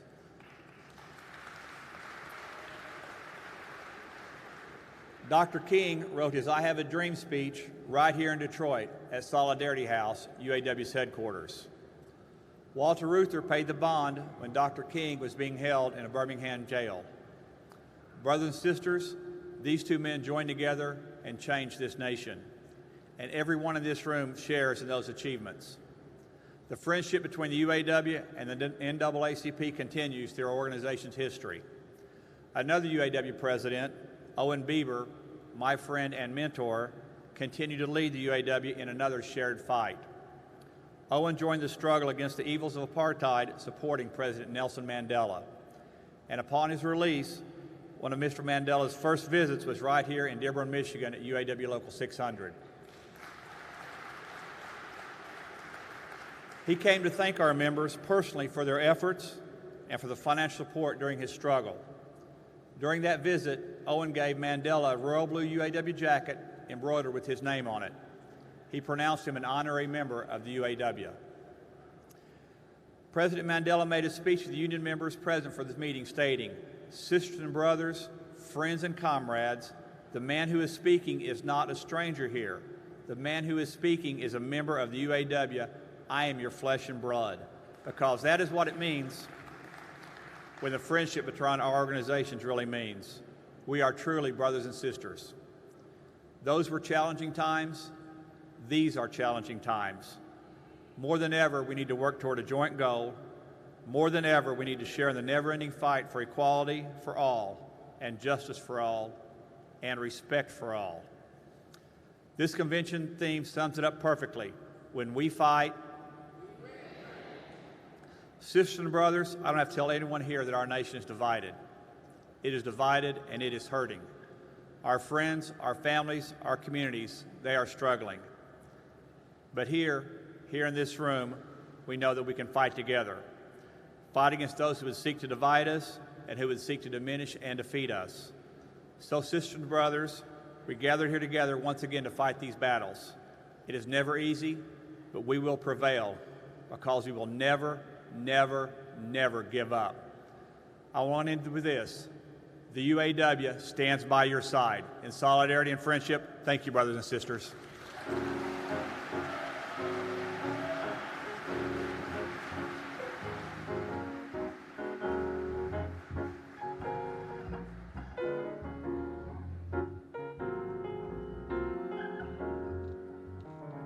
Are there any UAW members in the house? All right. 2 movements, 1 goal. When we fight, when we fight, when we fight, God bless you. All right. Now I am pleased to bring to the podium Ms. Melanie Campbell, President and CEO of the National Coalition on Black Civic Participation from Washington, D.C.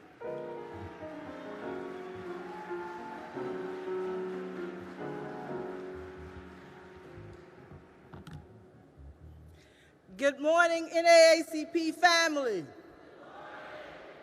Good morning, NAACP family.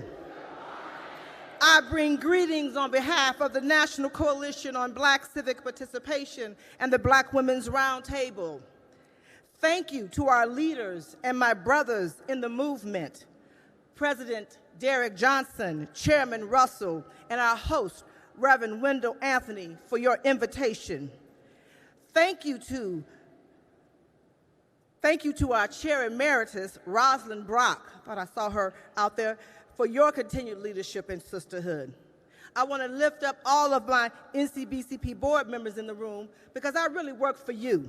The NAACP helped found the organization I work with, and Derek Johnson sits on the board along with Richard Womack Sr. and Cleola Brown and Bill Lucy and Robin Williams and Liz Powell, Antonio Williams and Tanya Lombard, Donna Epps, Gerald Hudson, Dr. Loretta Johnson, Becky Pringle, Diana Babineau, and Hassan Solomon. And Lord knows, I hope I didn't miss a board member. So if you're in there, you know I just didn't see you. I have to give our big sister shout out to Delta Sigma Theta sorority and sisters in the NAACP family. Dr. Thelma Daly, Adora Obi Nwizi, Dr. Siobhan Arlene Bradley, Felicia Wesson, and all of our sisters and brothers, all of the Black women and Black men who are here ready for the fight. NAAC family, thank you for all you do every day. I love the theme for our convention. And let me step back. I got some sisters I just want to have stand up in the room. My Black Women's Roundtable sisters that came from Ohio and Michigan, who are also NAACP folks in the room. Tamika Ramsey and Stephanie Moore Williams and Angela Woodson, thank you for all you do every day fighting the fight. I love the theme of our convention. When we fight, we win. The only change I would like to make to our theme is to add, when we fight together, we win. We win for our families. We win for our communities. We win for our nation. We win for the world to be a better place than we found it. To that end, this morning, the Black Women's Roundtable released an open letter signed by Black women leaders, including Chair Emeritus Brock, to support Black women of color that have been under relentless attack by the current occupant in the White House. Here are a couple of key points and sentiments we stated in our open letter. And we start we, the undersigned, join all Americans who are outraged at the series of attacks by the President of the United States on Congresswoman Ilhan Omar, Congresswoman Alexandria Ocasio-Cortez, Congresswoman Ayanna S. Presley, and Congresswoman Rashida Tlaib, affectionately known as the Squad. And as she said, I thought I heard her say, we all are the Squad, aren't we not? These sisters represent a new generation of public servants. We are horrified that the President of the United States would attack these congressional leaders by name in such a derogatory and incendiary manner. Send her back. Can I just pause? Send who back? Black folks, did we build this country?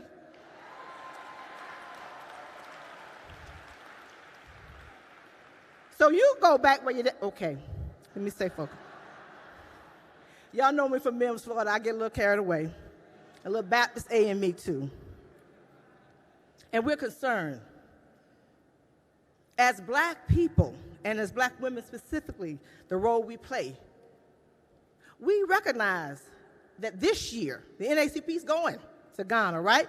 For the 400th anniversary of the first captive Africans landing in Jamestown, Virginia, when we were forced into free labor to build this country. We know all too well what racism, white nationalism, and sexism looks like, don't we? Sounds like, don't we? And feels like every single day. Go back to where you came from is a chant we've heard throughout this land that we've been in all these so many years. We must remind 45. So I need you to take out your phones. Take out your phones. I know you got them. And I'm going to ask you to do me a favor and tweet, post on Facebook, Black people built this country. Hashtag nobody is leaving. Black people built this country. Nobody, hashtag nobody is leaving. 2020, I'm going to wrap up here. We are united, we are fortified, and we're ready for the fight. The 2020 elections are just around the corner. So NAACP family, stand up for a minute, or a couple of seconds. Stand up. Stand up. Y'all know I'm Baptist AME. Sometimes bedside Baptist AME. Working on it, pray on it. So just repeat after me, Chairman. Together, we must vote in 2020. Together, we must be counted in the 2020 decennial census. Together, we must fight race against racism, sexism, hate, religious intolerance. Together, we must fight just as our ancestors did. NAACP family, I would like to close with a couple of quotes by Dr. Dorothy Irene Height and Fannie Lou Hamer. And Dr. Height said this: if I take a finger and touch you, so touch your neighbor, you won't even know you've been tapped. If I take 2 fingers, you will know that something touched you. But if I bring all those fingers in a fist, I'm left-handed. I can bring and give you a terrible blow. Fannie Lou Hamer said it, and I close. Nobody is free until everybody is free. Thank you, NAACP family. When we fight, we what? When we fight, we what? When we fight, we win. Thank you. God bless you. Peace and power.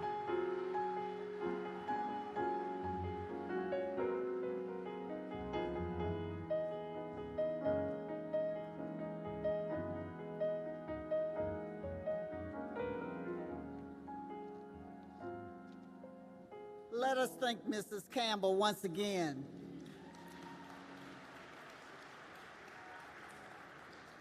If we could, can we have all candidates running for the convention seat and their nominees come to my right over here by the stage choir stand.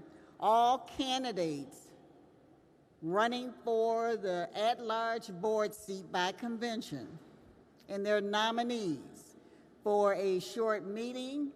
You'll be given instructions and allowed 2 minutes to present your candidate to this body. Their nominators. Thank you, Mr. Chairman. Nominators. If you would please come forward. And now, I am very pleased to bring before you Bishop Marvin Winans of Perfecting Church here in Detroit to present our charge for this morning. Bishop Winans.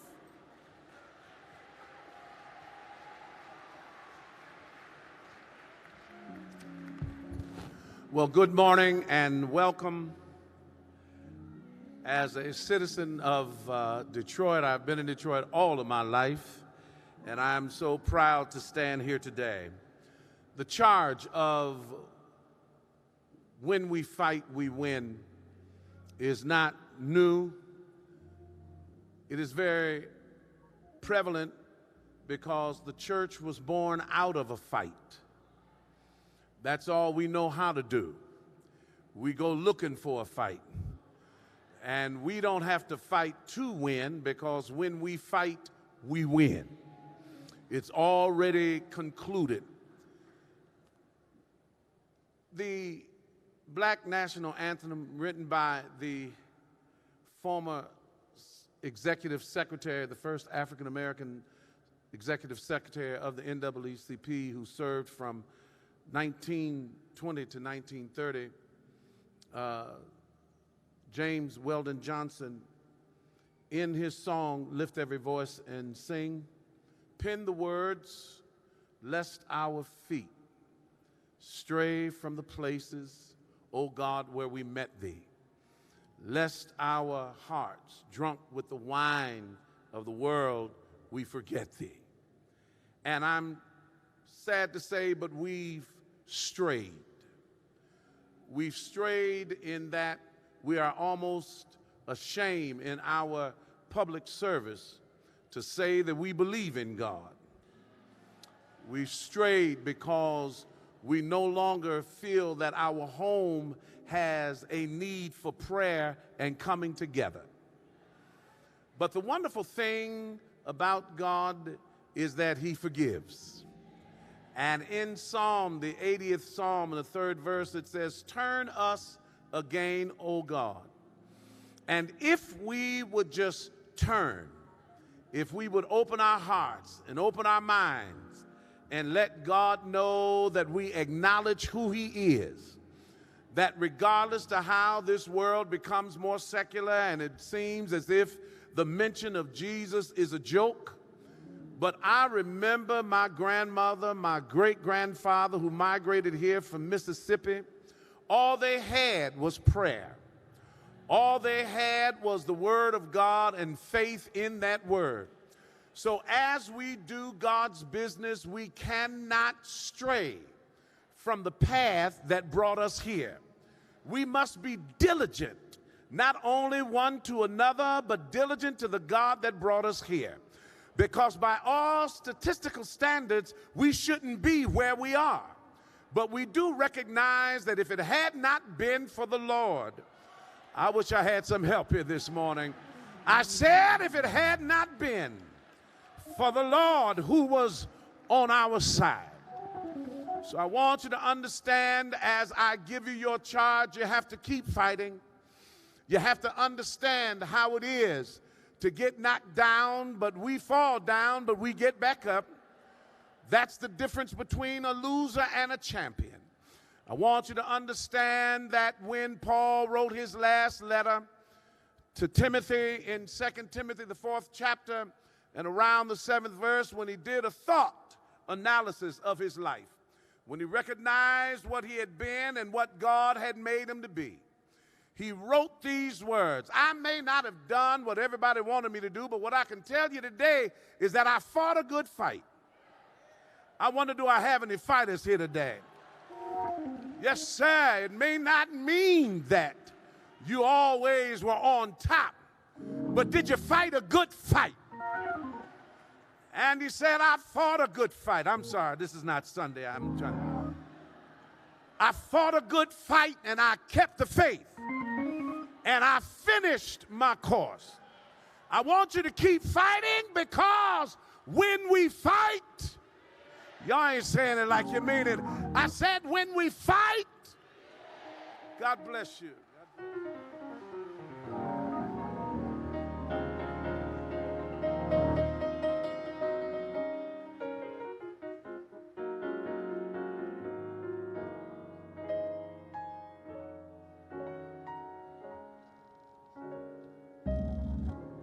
Let us give Bishop Winans another round of applause.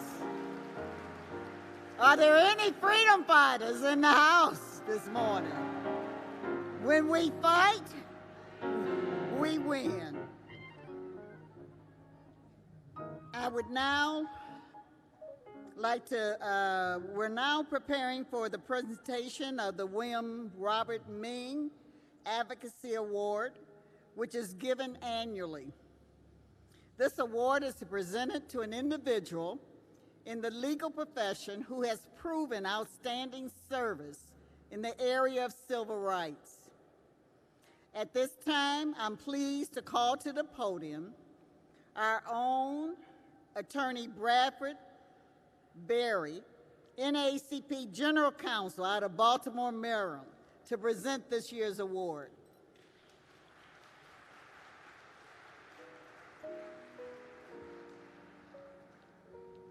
Good morning, NAACP. As General Counsel to this wonderful association, it is my honor each year to present the William Robert Ming Advocacy Award to an outstanding attorney, usually a litigator, who exemplifies excellence, dedication, and sacrifice in the struggle for civil rights. Mr. Ming, a tenured professor at the Howard University School of Law and the first tenured African-American professor at the University of Chicago School of Law, was a brilliant legal advocate and one of the architects of the strategy leading to the historic decision in Brown versus Board of Education, as well as other landmark Supreme Court decisions, including NAACP versus Alabama, Sweat versus Painter, and McLaurin versus Oklahoma. Mr. Ming was a lawyer's lawyer. He truly walked the walk, and his legacy inspires subsequent generations of civil rights attorneys to carry the torch of justice forward. This year, we are honored to present the Ming Award to one of our own, Professor Irving L. Joyner of the mighty North Carolina State Conference.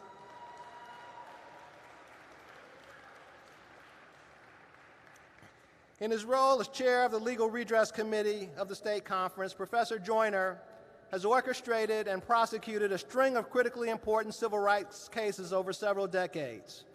These include, perhaps most famously, the case of North Carolina State Conference NAACP versus McCrory, in which a federal appeals court said that in adopting a series of voting restrictions in 2013, the North Carolina legislature had targeted African American voters with almost surgical precision. That case received a lot of press. But the cases in which Professor Joyner has involved the state conference receiving less press also include challenges to the dumping of poisonous contaminants in African American communities, challenges to the packing and cracking of African American voters so as to minimize their electoral power, challenges to the unlawful purging of African American voters from the rolls, only days before Election Day. Challenges to the indiscriminate use of peremptory challenges to keep blacks from serving on criminal juries, and many, many more cases. I can tell you without reservation that the North Carolina State Conference keeps the Office of General Counsel very busy with requests for authority to litigate, and we would not have it any other way. Professor Joyner is the reason for that. He received his bachelor's degree from Long Island University and thereafter attended Rutgers University, where he's received his JD. He is currently a professor of law at North Carolina Central University Law School, where he has taught since 1982 and served as associate dean from 1984 to 1992. He teaches a variety of courses.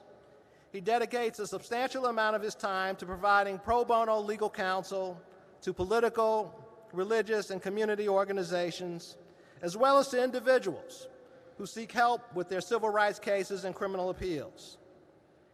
He served a 5-year term as vice chairperson of the Wilmington Race Riot Commission. He co-hosts a radio show. He has received numerous awards. Dr. T. Anthony Spearman, president of the North Carolina State Conference, perhaps said it best in his description of Professor Joyner. He said, quote, "He is a kingly man with a common touch, whose advice and counsel are sound, whose sense of humor is keen, and whose dependability is flawless." I could not agree more. It is my honor to present the William Robert Ming Advocacy Award to a man who has shown so much leadership, so much dedication, so much wisdom, and so much humility over the course of his accomplished legal career, Professor Irving L. Joyner.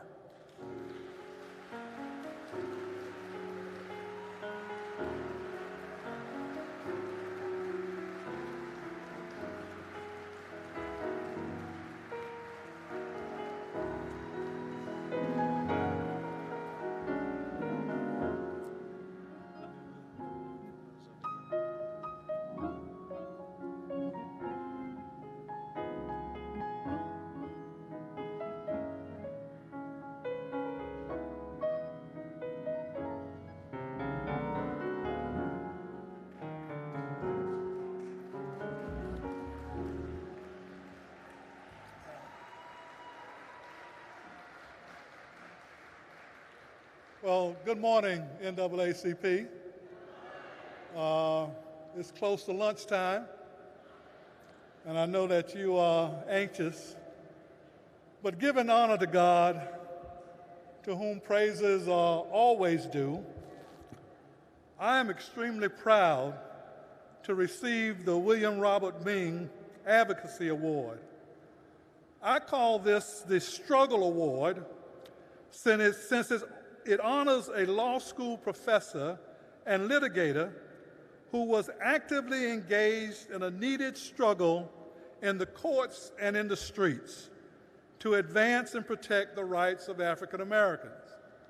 And I am pleased to work with a branch, North Carolina NAACP, who believes in fighting in the streets, fighting in the suites, fighting in the courts, and fighting in the legislative chambers. And over the years, we have fought and we have won. And it gives great impetus to this title for this convention: if we fight, we will win.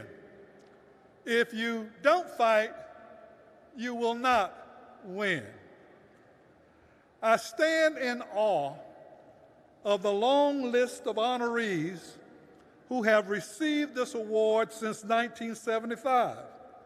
I know and have worked with most of them, and in fact, two of the recipients are members of the North Carolina NAACP, Alan McShirley and Romelius Murphy. So at this point, I must acknowledge the mighty work of the North Carolina NAACP. They are in here somewhere.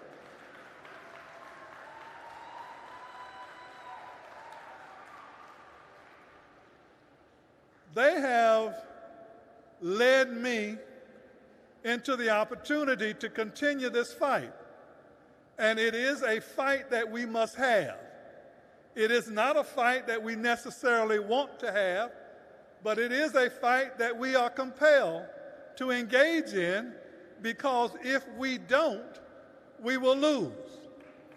And even when we win, there are those forces within this country, emboldened by the leadership of this country now, who are determined to take us back to Jim Crow. And unless we fight, and unless we win, then they will be successful in that challenge. So we stand here today dedicated to the notion that we will continue to fight and we will win. And in closing, forward together and not one step back. Thank you.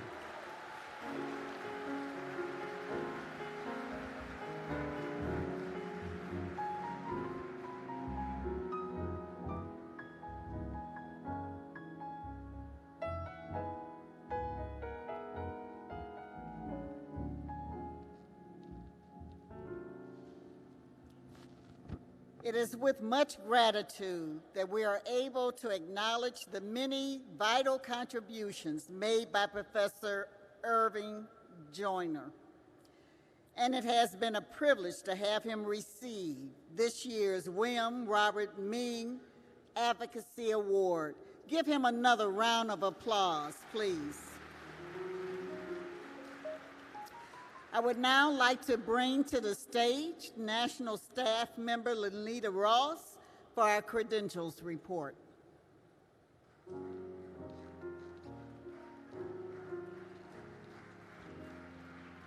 Good morning. I will be reading the credentials report as of July the 22nd, 2019.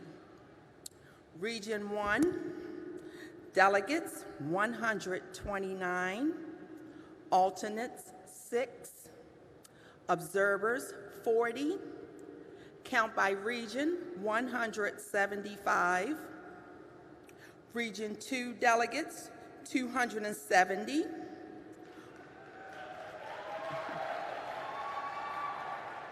alternates 29, observers 84, count by region 383,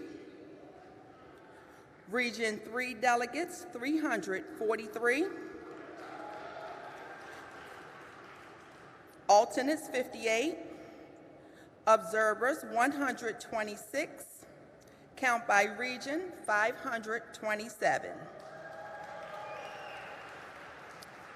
Region 4, delegates, 61. Alternates, 11.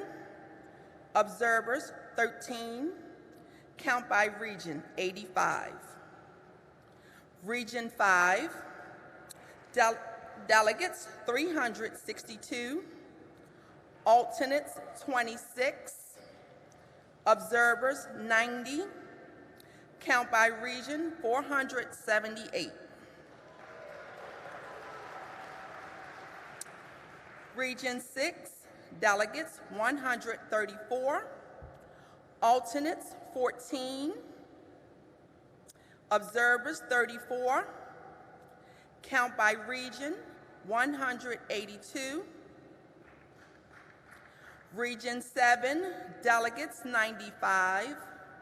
Alternates, 4. Observers, 43. Count by region, 142.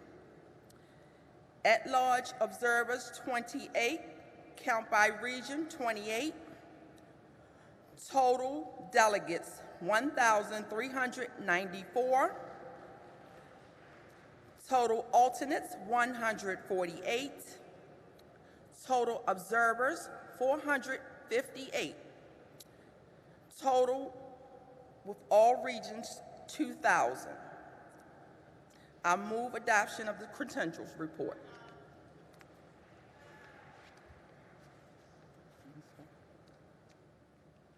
Hi.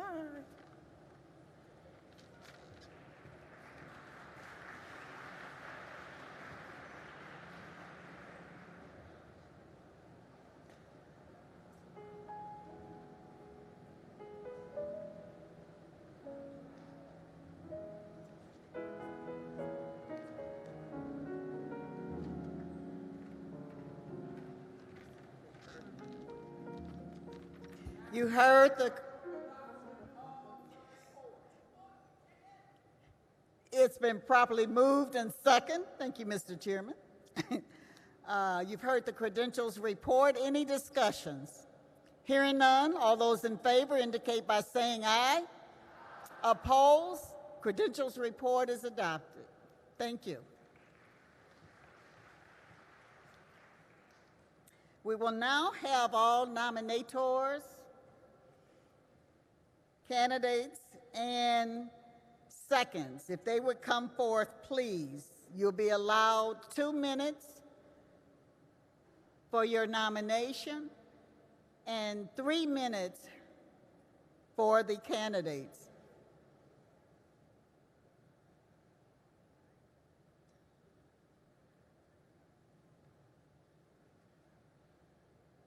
If you would give us a few minutes, please.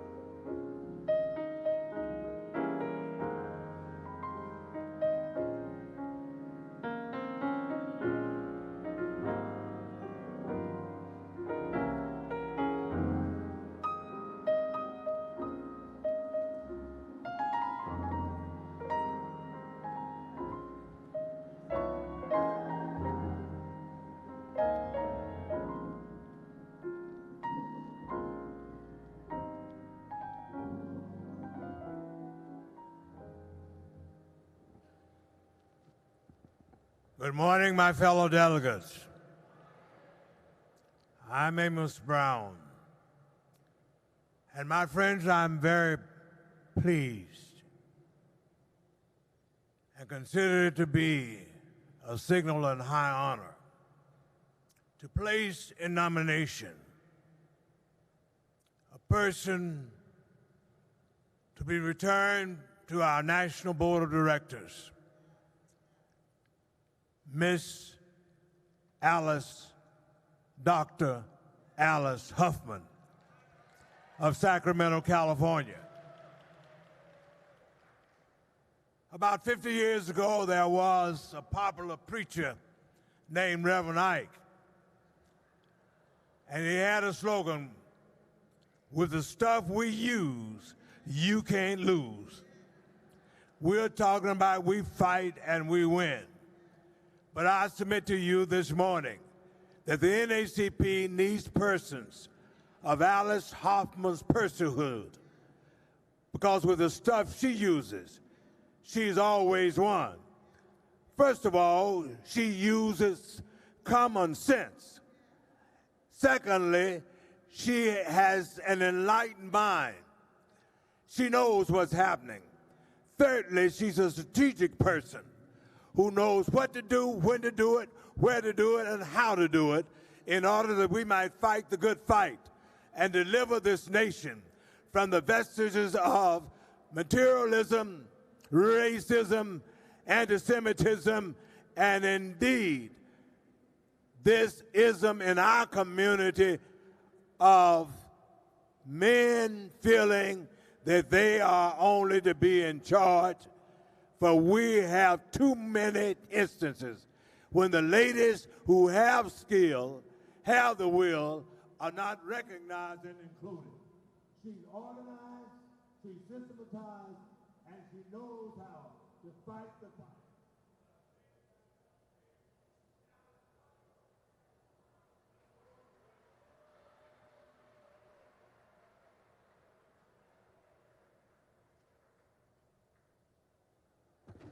Delegates, I am Reverend Teresa Deere, and I come to second the motion of Alice Huffman, and I need you to help me, please, because the person that I'm talking about is who? I can't hear you. What's her name again? Alice Huffman, my brothers and sisters, is the one that brought the LGBTQ conversation to us. It is Alice Huffman. I'm talking about the very first one.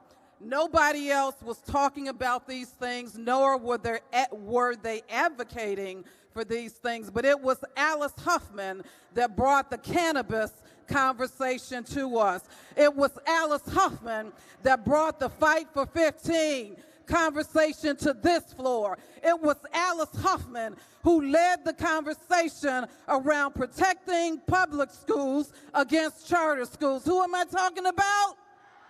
What's her name? I can't hear you.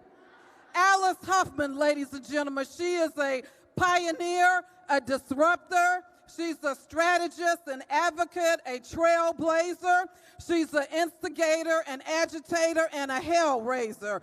That's the kind of person we need on the board. She is a facilitator of bold ideas and a thought leader of progressive initiatives. Please, please recognize and reward her leadership. Who am I talking about? Please recognize, reward her leadership, and return and re-elect, somebody say re-elect Alice Huffman to the National Board of Directors. Thank you, and God bless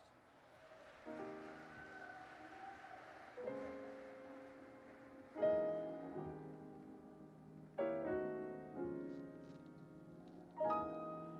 And I present to you the one and only Alice Huffman.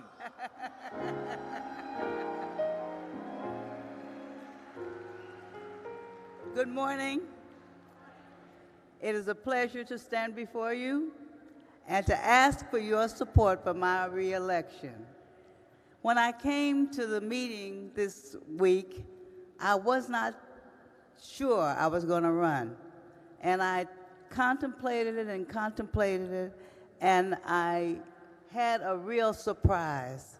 The National Board of Directors gave me a standing ovation for coming back to work. And I said, anybody who gets a standing ovation for coming back to work ought to run again. So I want to run again. I know I brought the LGBT task force to you, and it is flourishing now. I know that I brought the marijuana to you. You all don't like the marijuana, but it's a lot. But you know it's where the action is. I brought it to you. And I brought the charter school movement that we all know we need to take a position against, and we have a position against it. And so many things that I have brought to you, but more than this, I brought you the Alice Huffman rule. Who knows the Alice Huffman rule? Well, we're going to see if it works for us, because the Alice Huffman rule says that we don't do a whole bunch of doing for resolution when we don't need to do it. So I have been an innovator. I'm glad to serve you. I have been looked for change. I have brought the change to you when I thought it was necessary, and I have fought for you. And I will continue to fight for you. I don't fight for you, though. I fight for us, because it's all of us in it together. And I really would like to continue to work on the board. Now, when the board gave me a standing ovation, I figure I owe the board.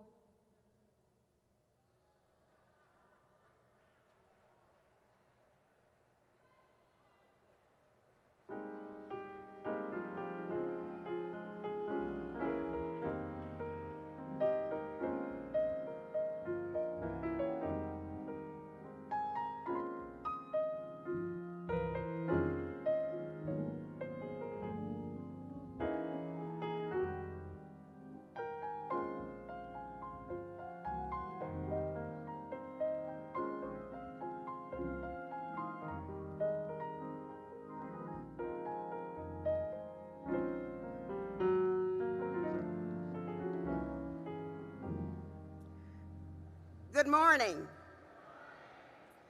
My name is Jaretta Marshall. I am from San Antonio, Texas.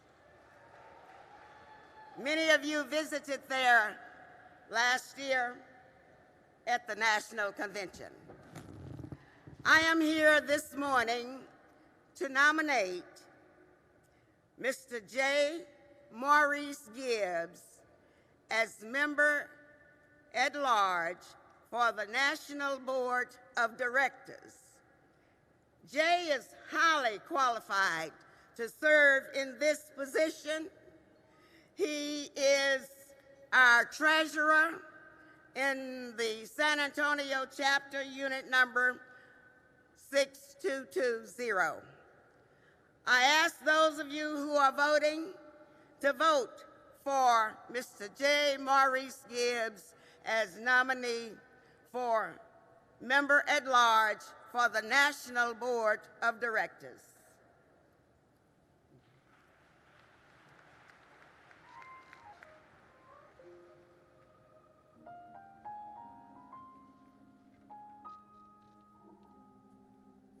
Good morning. It is still morning. We have approximately 25 minutes before we can say good afternoon, but my name is Gregory Hudspeth. I'm the president of the San Antonio branch in the ACP. I've come to second the nomination for Mr. J. Maurice Gibbs. Jay has been a very active member in our branch. As stated a few moments ago, he's our treasurer. And one of the things that we want to do is that we want to bring in individuals who we know are willing to fight, because when we fight, we win. Jay is one of those individuals that has helped us in San Antonio. It is a branch that is growing. It is a branch that is on the move. And one of the reasons we're on the move is because of individuals like J. Maurice Gibbs.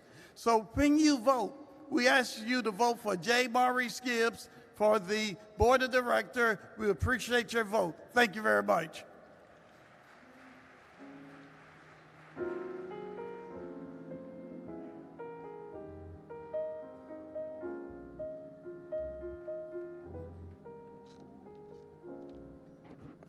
Good morning. Good morning. As I said, my name is J. Maurice Gibbs, and I am running for National Board Director, Member at Large. I want to thank Jaretta Marshall and our president, Gregory Hudspeth, for nominating me and seconding the nomination. So I am running for National Board of Directors because I am definitely new to this process, but I feel as though that I can be an effectual change agent on the national board. I will work hard for you. I will work hard just as I do in our branch. I will help you to get the issues brought forward that you need and that you want to make changes in your branches, in your individual units. And I feel as though that with the members that are on the board now, they are all doing a great job, but when we actually need to usher in new blood, new people to come in and actually help bring forward more change into the organization. Our organization is 110 years old, and I believe that with young individuals such as myself coming forward, we can help bring about new processes and help us to actually go into the future and actually branch in, bring in more new members and also members that are going forward to carry this organization forward. Because the people that have been here and that are brought us this far have actually done a great job, but in order to keep this organization thriving and moving forward, I feel as though more people like myself need to come forward and actually bring that change about. So again, my name is J. Maurice Gibbs, and I am running for National Board of Directors at Large, and I humbly ask for your vote. Thank you very much.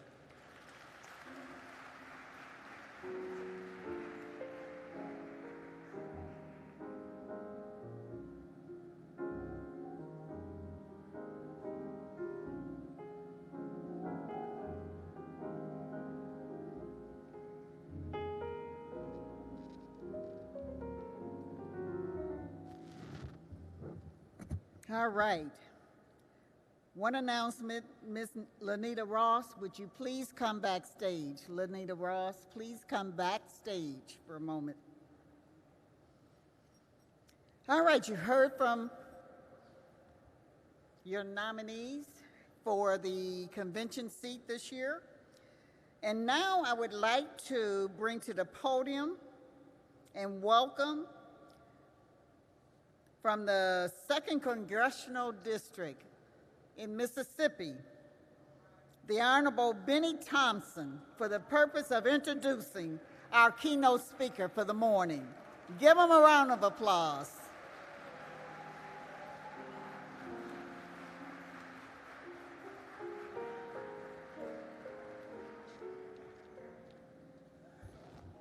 Good morning. Good morning. Collection won't be taken up until the afternoon, so you can talk back to me. As a point of personal privilege and someone who is a member of the Congressional Black Caucus, the 55 of us, we would not be where we are had it not been for the NAACP, and I thank you for that. I'm pleased to stand before you at the 110th Annual Convention of the NAACP to introduce someone that you already know. Detroit born and Mississippi raised. From the beginning, Derrick Johnson knew what he wanted to be. Even though I'm Derrick's congressperson, I'm even more proud of Derrick because he represents me as president and CEO of the NAACP, the largest civil rights organization in the country. Yes, even though there are some people who want to send outspoken people like Derrick back to where they came from, I'm here to say that Derrick and the rest of us ain't going nowhere.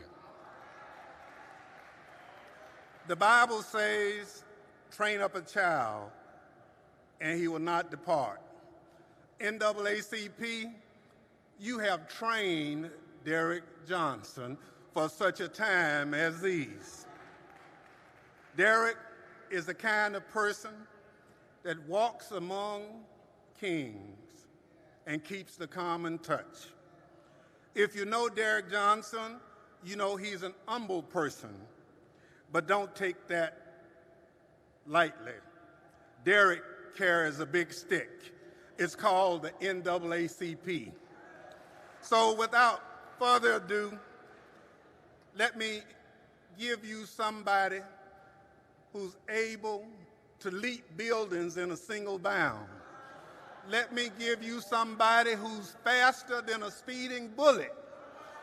And let me tell you in the name of Nina Simone, a brother who's young, gifted, and black, Derrick Johnson.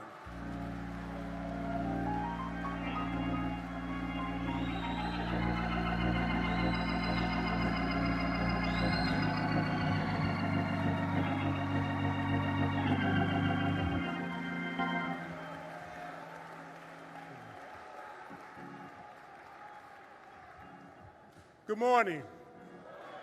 I had to look at my watch because we've been here a long time this morning. To the chairman of the National Board of Directors, Leon Russell, someone who has brought a level of civility to the governance of this organization, someone who has done the work, someone who we all respect not because he says the right thing, because we can watch him do the right thing. Let's give a hand to our chairman, Leon Russell. To our vice chairwoman, who has done well in corporate America and brought a level of discipline and focus to the role of the vice chairmanship, something that's sorely needed in this organization, because without discipline and focus, we can lose our way. And if we're honest about where we have been in the most recent history, we lost our way. And so I want to thank Karen Boykins Town for keeping us focused, making us disciplined, and using them Harlem cuss words when she needs to. To the 64 members of the National Board of Directors, thank you for all that you do. Formerly being a member of that table, we oftentimes get this question of, why is the board so big, and do we need a board that size, and don't we need to shrink the board? And I always respond by saying the board is the size it needs to be because we are a representative body. We are a body of perspective. The African American community has never been a monolith. We enter the conversation from Hawaii, and we enter the conversation from Alaska and Arkansas and Connecticut and Florida and Alabama and Mississippi. We enter the conversation from a myriad of perspectives. And in order for us to be the organization we need to be, we need those voices at the table. And what's unique about our board, it is a board of advocates. And so if you don't give advocates something to fight for, advocates will fight each other.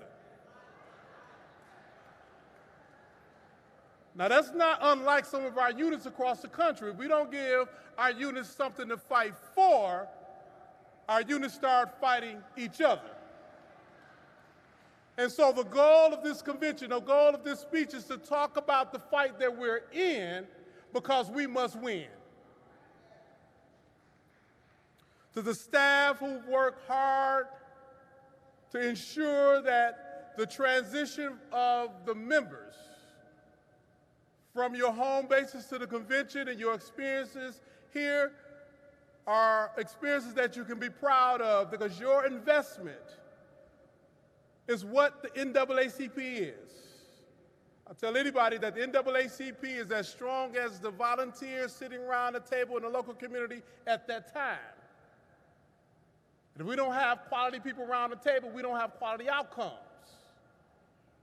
We have quality people around the table, we have quality outcomes. And as a result, it is the charge of the staff to create a user-friendly reality for all of our volunteers, and they are stepping up to the challenge. So let's give a hand to our staff of the national office.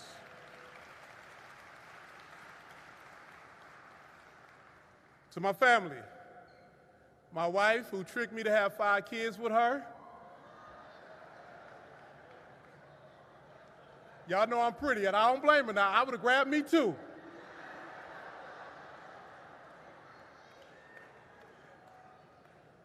But I am blessed to have a wife who's able not only to launch a successful career as a bankruptcy attorney, the president of the local school board, but to raise 5 children who we are proud of. 1 child in graduate school at USC, another child spending the summer at Brown, but also a rising junior at Tougaloo, another child currently in New York at Alvin Ailey Intensive Program and will be going to college after this next year, another child who's probably perhaps the most creative and stubborn of all the children, but we love you too, Nasur. And my youngest child, who's the artist of the family. That could not happen because I was in the room. That happened because I had a strong woman who understands the value and the balance of work and family. Because without family, who would we be? And without work, we can't feed the family. To my mother, I'm an only child. And I can recall being younger. I wasn't scarred because of this, but I was younger. Someone said, Jean, she made me call her Jean. Even my children, they can't call her grandma, but they got to call her Jean. Jean, why you only have 1 child? She said, well, he was a mistake.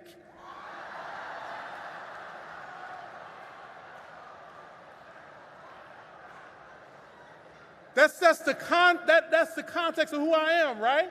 I ain't scarred, but I understand the value proposition I provided my mother. I was the mistake. I love my mother. As an only child, I was in the middle of the hood. And I couldn't fight. I knew how to cry fast and I could fight. And when there was this question about whether I should go to the Catholic school down the street, because my great aunt was like my grandmother, or go to the public school. And I remember that conversation between the two of them. And my mother said, well, no, he's going to public school because he got to learn how to fight, because I ain't going to raise no punk.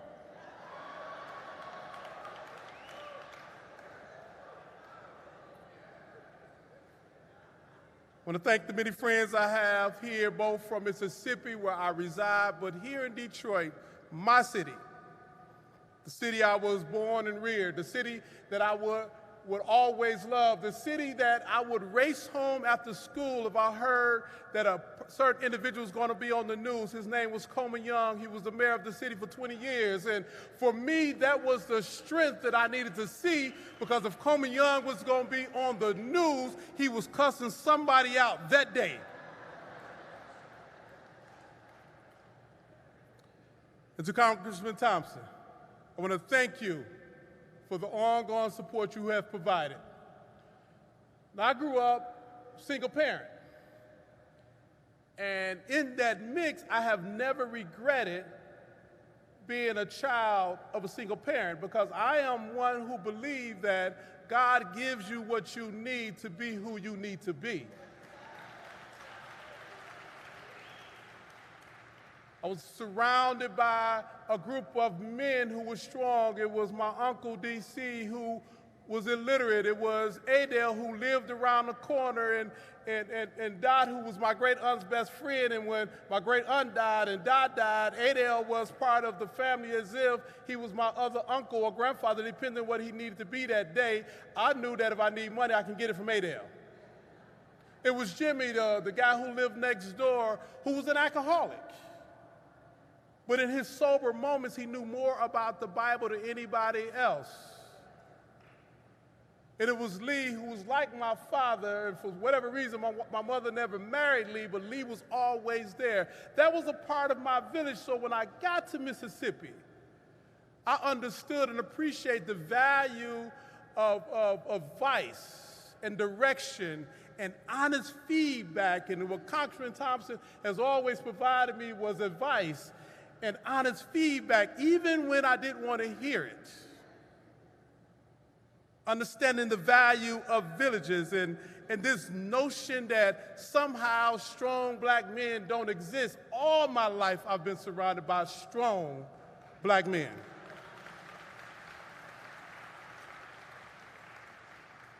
This year's theme, when we fight, we win. It's an important theme. It's a theme that was born out of the experiences that many of us realize, but we don't zero in on. It's a theme that, if we really count history, it rings truth every time we speak it. It's a theme that is our reality, even though we don't believe it half the time. Some of you have heard me speak before about this concept of an egocentric movement versus a community-centric movement. The egocentric movement is when we vest all of our hopes and our desires and the outcomes we pursue in a personality, in a charismatic leader, in the big speaker, in the individual. And when that individual is no longer on the scene, we sit back and wait, paralyzed, waiting for the next charismatic leader to show up. And oftentimes we put Martin Luther King in that space, and in far too many of my peers and younger, when you asked them who was the leader of the civil rights movement, the knee-jerk reaction is Martin Luther King, in which he was significant, but he was not the leader. He was significant, but he was not the leader. And what happens with egocentric approaches, our enemies are able to use personalities to pacify, and that pacification causes us to sit down and get out the fight. We also get out the fight when we lose focus around what the fight truly is. We approach this conversation sometimes as if social justice is a competition, young versus old, male versus female, this issue versus that issue, when at the end of the day, it is all of those things and none of those things, because we have to stay focused on the fight. We have to prioritize the fight once we realize what the fight is. Not get distracted by the bells and whistles, lest our feet stray from the places our God we met thee. Lest our heart drunk with the wine of the world, we forget thee. We will forget the fight if we don't place a priority on the fight. We must define the fight, recognize what fight we are in as opposed to allowing people to dictate what fight they think we should be in. Can recall vividly me taking this position and reporter after reporter said, what about the Black Lives Matter movement? What you gonna do about them? I'll say, I'm gonna love them, I'm gonna hug them, I'm gonna embrace them, I'm gonna to make sure I protect them because they are our children, and movements within our community should not be seen as competition, and we need to define who we are and what we represent. And what we represent is our young people, and our young people should have voice. And if they choose the NAACP as their vehicle, great. And if they don't, they're still our young people.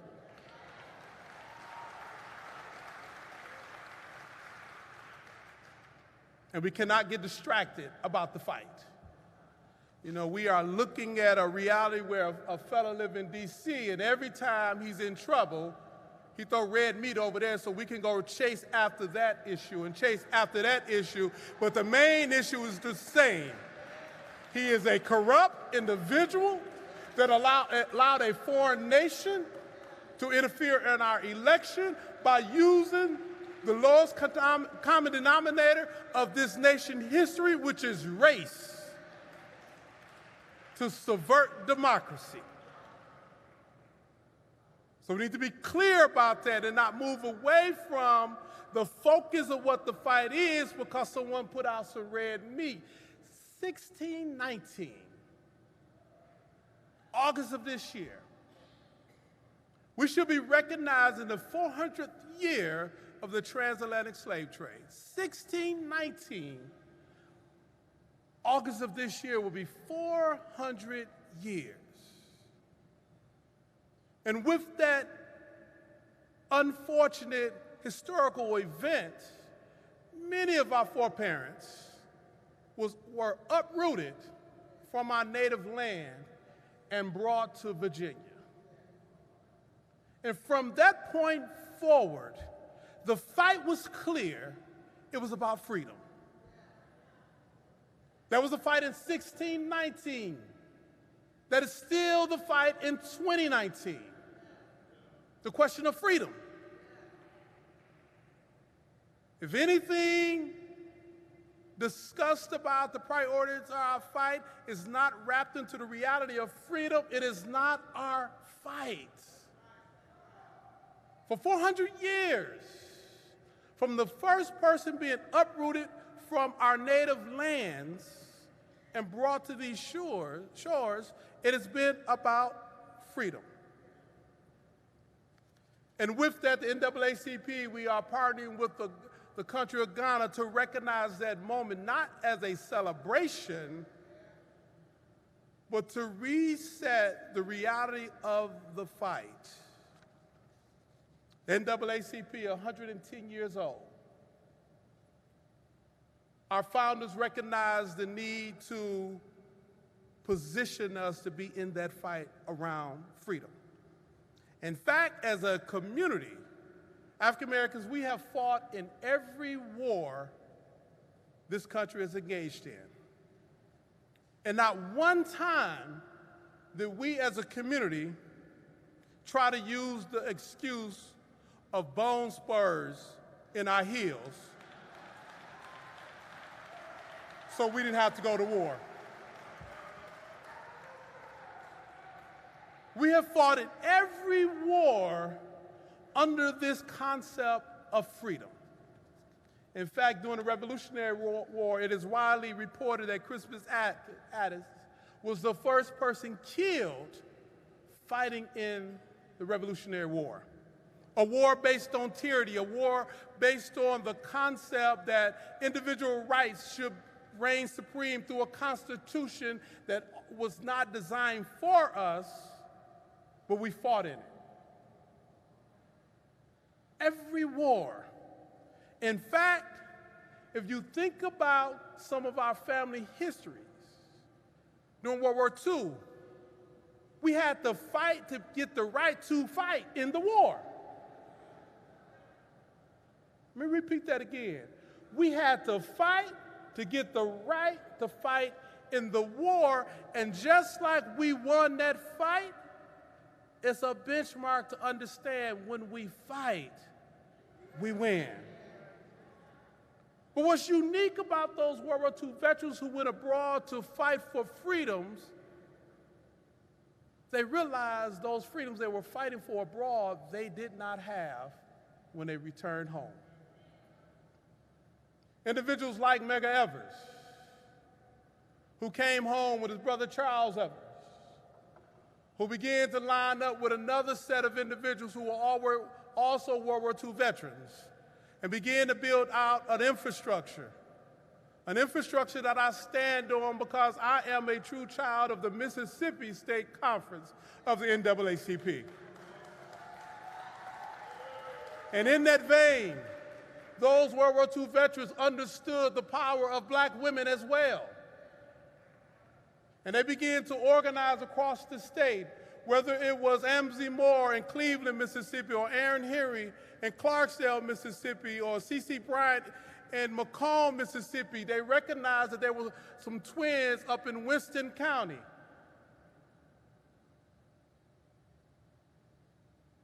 And those twins were known to have a shotgun wherever they went. And in fact, if you went to Harmony, Mississippi, and you turned the bend, they got on the hill, and the car was unrecognized, you would see one of those twins sat on the porch with a shotgun cocked and loaded. Strong black women with strong black men, standing up to fight for freedoms that we were entitled to, defining the fight because they knew what we should know now. When we fight, we win. And World War II was about this issue of Nazism, this concept that white supremacy should rule the globe, and Hitler and his followers, they began to organize aggressively, and it was so aggressive that they figured that they were going to win the 1936 Olympics, and they had set up this whole frame that they could defeat all the nations because they were the superior race, and we had this fella by the name of Jesse Owens. And Jesse Owens went to the Olympics, and where many people protested, he decided to go to the Olympics in 1936, unlike today where our young people will look at their devices and look at news and entertainment on their iPhones or their iPads. In 1936, black folks would sit around the radio, and they would listen to the report. And the commentator began to talk about the race, and Jesse Owens got on the starting line, and they heard the gun go off, and the commentator was speaking, and Jesse Owens smoked the Nazis. The next race, he got in there again, he did it again. He embarrassed Hitler and the Nazis so bad that Hitler and that group, they got up and they left the race. They were mad. And there it was, a young brother saving America again. And we were proud. We were proud to hear that we were able to stand head and toe over this concept of white supremacy, even though Jesse Owens came back home and had to endure white supremacy right here in America. Joe Louis was in the fight with Max Spelly, and people thought that Max Spelly was going to beat Joe Louis, and it was all the hype, but the black folks knew that you can't beat a brother called the Brown Bomber from Detroit. And in the midst of that process, they sat around the radio, and once again, boom, boom, knockout, Joe Louis win again. When we fight, we win. So it's fascinating when this individual who's sitting at 1600 Pennsylvania Avenue tell a group of congresswomen to go back where you come from. And I look at the picture of those congresswomen, and I realize that one of them was born in Cincinnati, Congressman Fudge, Ohio, raised in Chicago, Illinois. Family with roots in Mississippi. You know, in Chicago, we call Chicago North Mississippi. A granddaughter of a Baptist preacher who was a Korean veteran. And he's telling her to go back where you come from. And based on this description, she come from that ship that left the shores of Africa in 1619, 400 years ago. And where his grandfather only got here less than 100 years ago, she's more American than he ever could be.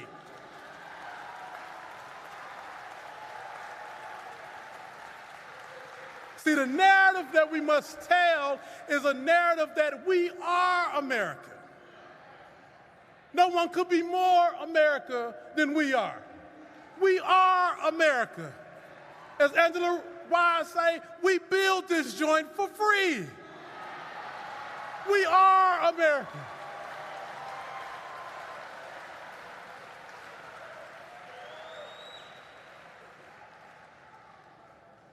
The problem is that America don't always see us for who we are, so we must fight to ensure that the identity that we claim, that we have rightful ownership in, is never diluted by somebody else's misguided, uneducated view. That's important for us in NAACP, not to be distracted. You know, it was funny, I served on the national board and I got to this seat. It used to frustrate me with some of the conversations we would have internally. Let's be clear, black institutions are dying. And they will die if we don't adjust. NAACP is not immune to that. And we spend so much time talking about how long it would take to get registered at the convention that we miss the point of the convention. We spend so much time talking about membership card processing and who didn't call me back, and we miss the point and the mission of what we should be doing as an organization. And so it was incumbent upon me when I stepped in this position to take that thing off the table, and if anybody had to register more than 10 minutes at this convention, I need to know that. Because we don't have to have that conversation. And thankful for our staff, particularly Denise Carroll. Denise, please stand up.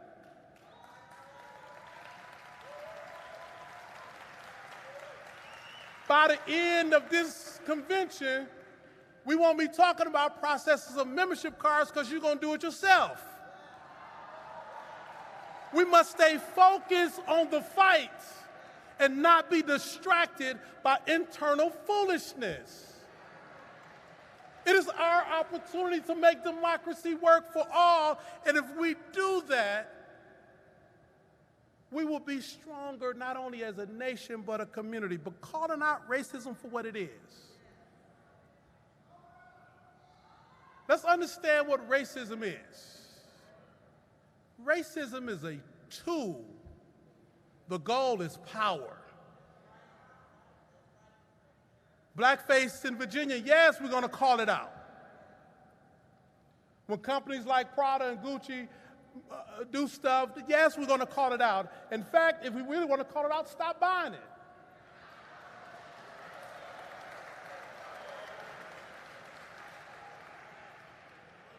Notre Dame catches a fire. Global news, everybody talking about GoFundMe, let's rebuild Notre Dame. Churches get bombed in Sri Lanka. Everyone talking about this must be terrorism. We must rally around it. 4 black churches get burned down in Louisiana, and we don't even know the person's name who burned them down, and that person was the son of a sheriff deputy, and they've swept it under the rug. Calling out racism ain't enough. Racism is a tool. Power is the goal. You know, you all recall in 2008, and people started talking about a post-racial society. And some folks start patting themselves on the back. We've made it. Racism is no longer a problem. We got a black president. Some of y'all may have said that. Anybody here say that? Racism has been the problem. W.B. Du Bois, one of our founders, said that the problem of the 21st century is race. Unless we address it, it continues to be the problem. And so I was surprised when people woke up in 2016 to see what we did as a result of that election. Some of those same commentators felt shocked as if racism started with this person in the White House. And I started laughing because I recall the time I watched 60 Minutes, and it was a brother in Alabama who had been locked up for over 20 years for a crime he didn't commit. And the reporter asked him, after 20 years of being locked up and isolated from society, tell me, what are some of the things that you've noticed? What has shocked you the most? And he sat there and he pondered for a moment. And he thought about it. He said, well, when I was released, my brother picked me up. I got in the car and we was talking and good conversation, and we got ready to get onto the highway, and a white woman said, left turn 300 yards. He said, I jumped. I said, who was that white woman and how did she get in his car?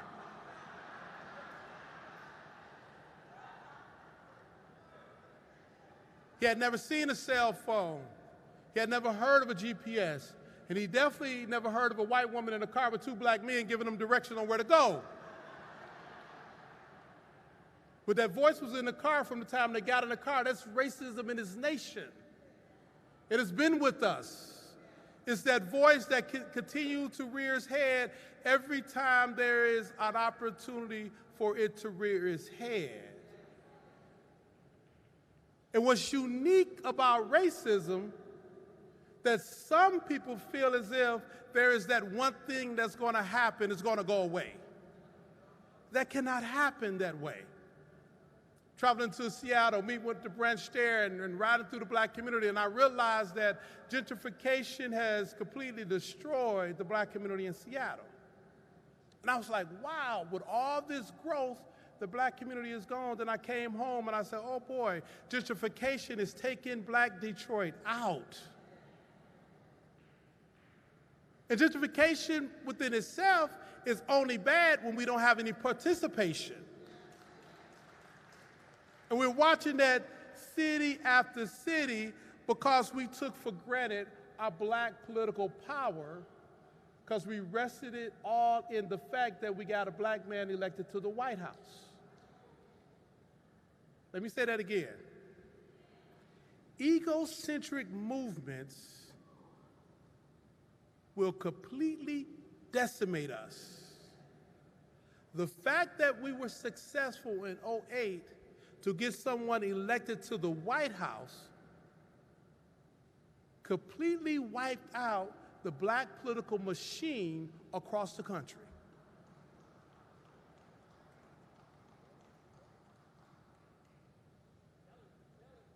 I'm not criticizing that big accomplishment we made. It was important for that. Because if I ask you where you were on that Tuesday in November in 2008, most of you can tell me.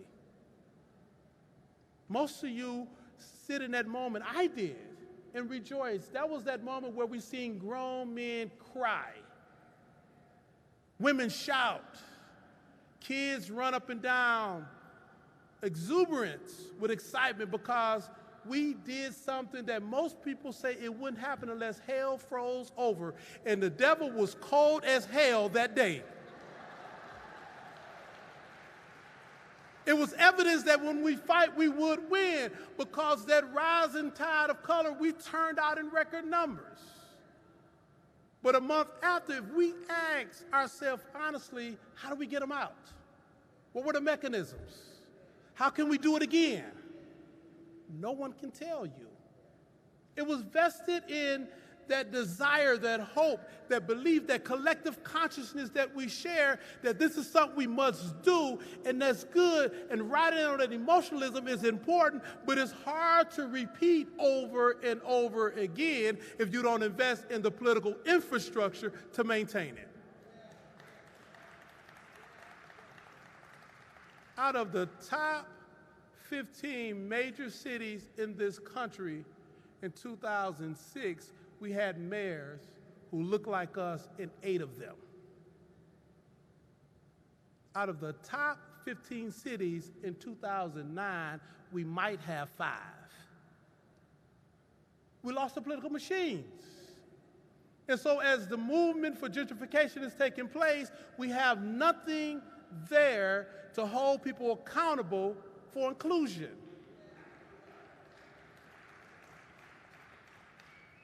The census. We have never seen this much energy around the simple counting of people since the debate during the Constitutional Convention around whether or not we as a people should be counted as a whole person or 3/5 a person. But in this conversation of power, the census become one of the mechanisms to suffocate an accurate count, because the accurate count determines where the money goes. And so for the NAACP, we filed the lawsuit against the administration for the underfunding. We filed a lawsuit for counting people in prisons as opposed to where they come from. We were advocates around the question of the citizenship question, but that's not enough. Federal appointments. This administration is on par to appoint more federal judges to the bench than both Clinton and Bush in 4 years than they did in 8 years. We stood up. We stopped Thomas Farr in North Carolina from being appointed. Thanks to Reverend Spearman and Dr. Barber, we helped organize it. In fact, because we're nonpartisan, thanks to Republican Tim Scott, who got a backbone on this question and also supported us, and we blocked the Thomas Farr nomination. But that isn't enough. 2016 elections. Hillary Clinton lost Michigan by 10,704 votes. In Detroit alone, just under 28,000 people voted. In an 80% black city, they actually voted. Good thing, but they skipped the top of the ticket. She lost by 10,000. 28,000 people actually voted, but they didn't vote on the presidential line. I don't care if you're a Republican or a Democrat, if you take the black vote for granted, we won't vote for you. If you give all your consultants all the money, well, you should ask them to go to their community and go get their folks to vote for you, because they can't turn out the black vote. Only the black vote can turn out the black vote.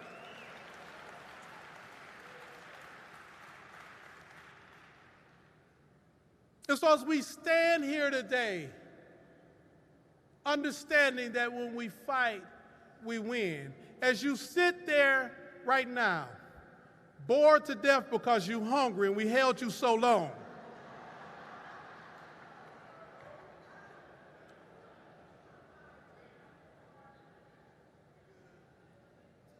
we need to begin to balance this question between what's necessary and understand what's not sufficient. And see, it was necessary for us to engage in all of those fights, but it's not sufficient to address the question of freedom. 2018 midterm election, we were in Georgia. Stacey and I have been friends for at least 25 years. Native Mississippian, perhaps one of the smartest people I know. They stole that election from Stacey Abrams. In fact, I was in Atlanta when they opened a precinct on election day. They brought the machines, they brought none of the power cords, and it took them 4 hours to bring the power cords. We had to file a lawsuit so the polling place could stay open an additional 4 hours. That was a necessary lawsuit, but it was insufficient because they still had enough votes that they stole to win the election. Florida Amendment number 4, re-enfranchising 1.4 million formerly incarcerated individuals who've paid their debt to society, and this constitutional amendment passed. And yet, just 2 short weeks ago, in partnership with the Legal Defense Fund, we had to file a lawsuit against the state of Florida to make sure that the barriers they're putting up to prevent full implementation of Amendment 4 don't take effect. It was necessary for us to file it, but it's still not sufficient. And that is important for us to understand. As NAACP, as we establish our priorities around freedom, as we understand that the place where people look most for the Black agenda is in this room, as we understand how powerful we are as individuals when we go back to our communities. Community-centric power is where the game is. We need people to inspire us. We need people to encourage us. That's important. What we need most are local leaders who do the work. That's what we need most. The power that you have to make democracy work is important for this nation. The power you have to create a new moral center for this nation is crucial. The power you have to make the American dream a reality. The power that you have to do what Langston Huston said, oh yes, I say it plain. America was never America to me.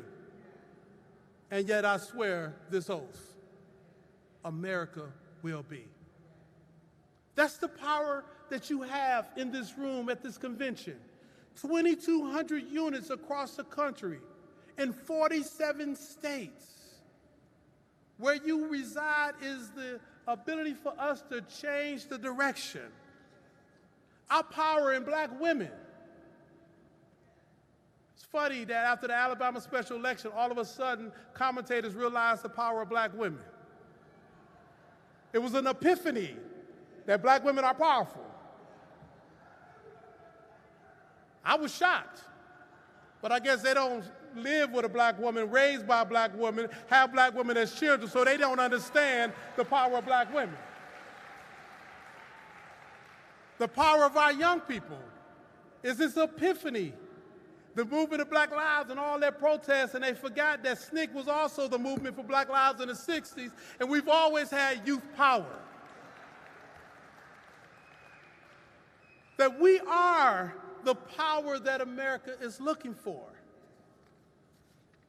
You know, it's funny, I received a call from DC. Candidate for office wanted to come and address this body. And I said, okay, you can come.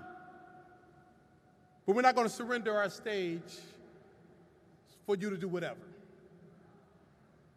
Because if we did that, I would have to go get some bishops and some other folks to get some holy water to sprinkle on the stage when you leave.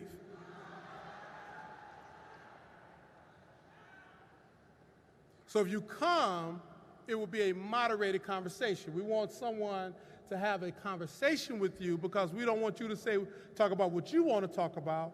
We want to hear what we want to hear.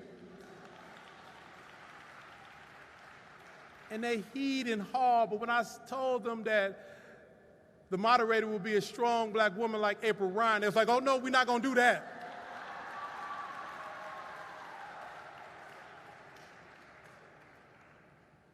That's on one side. On the other side, we have candidates, some of us may call our friend, and they say, well, what are the questions, what we should consider? And I'm thinking like, wait, no, we don't want you to come and pander to us. We don't want you to come and say what you think we want you to say. We don't want you to come in here and cold switch. We need to have an honest dialogue on how are you the best interest of our community to meet our needs. And so the moderated conversation with candidates who agree to our format will be here.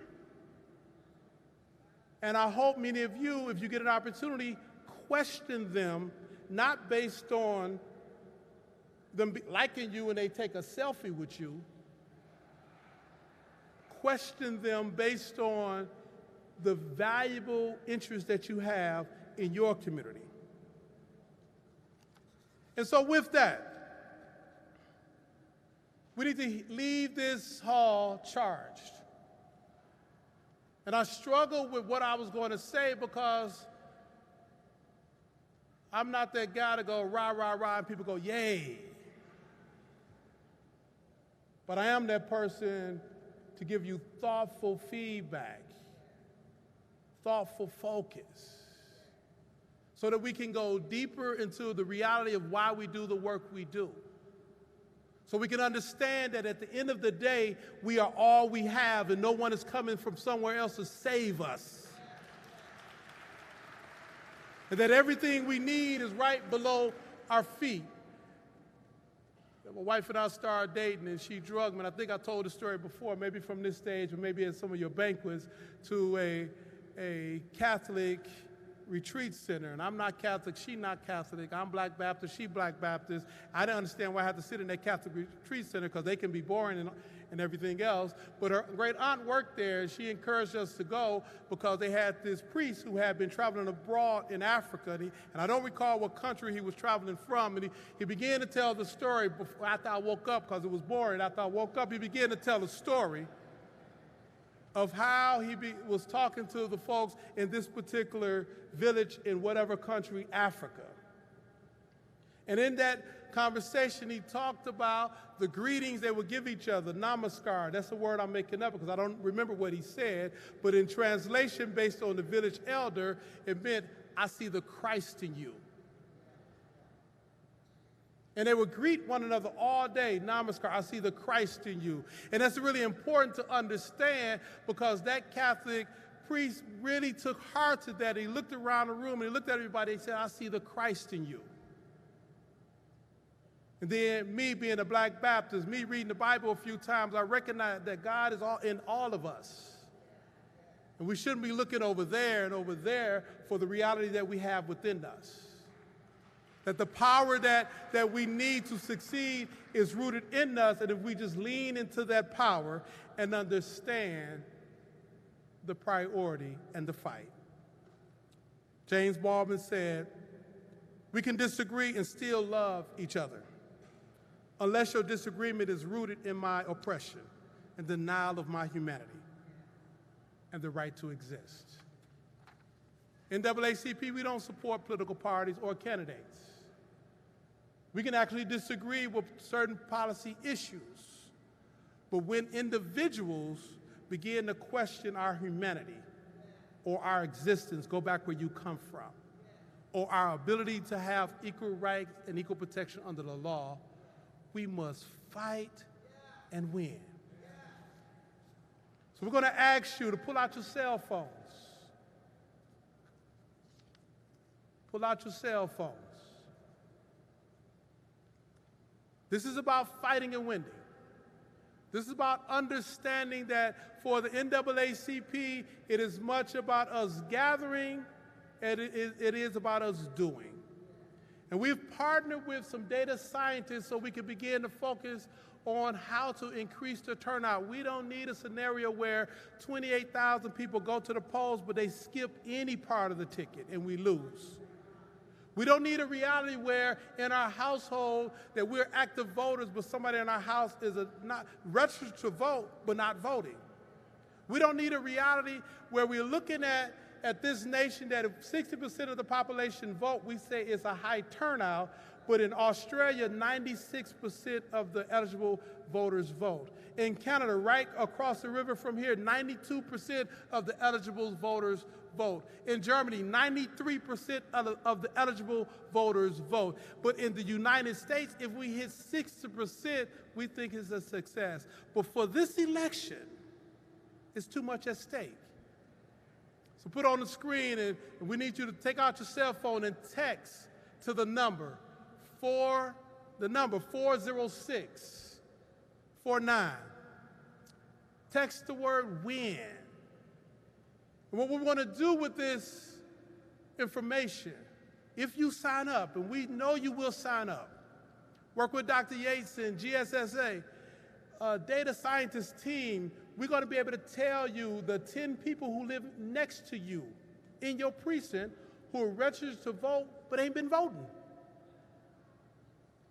Because right now, I'm talking to the converted. You here, you vote, I hope. The real question is, how do we get the people who live next door to us in our house and around the corner to get engaged? It's wonderful for me to see all the progress that's taken place in Detroit. It's disheartening to see all the progress taking place with very little black investment and black wealth being built. And so it's our goal, our mission as an organization, to look at our community-centric leadership model to ensure we make democracy work. Because we know through our history, when we fight, we win. We know that if we stay focused on the fight, when we fight, we win.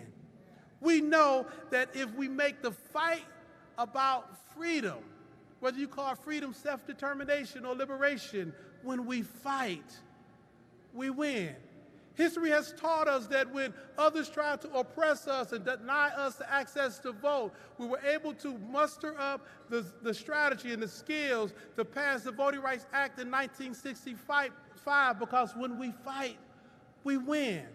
History has taught us that when they would deny our young kids a quality education, that we were able to muster up a legal strategy to overturn segregation in the land because when we fight, we win. And at the end of the day, if we don't fight, we don't win. And what we have seen over the last 10 years or 12 years, we haven't been fighting the right fight. We haven't been focusing on the right thing. We have rested on laurels that no longer exist.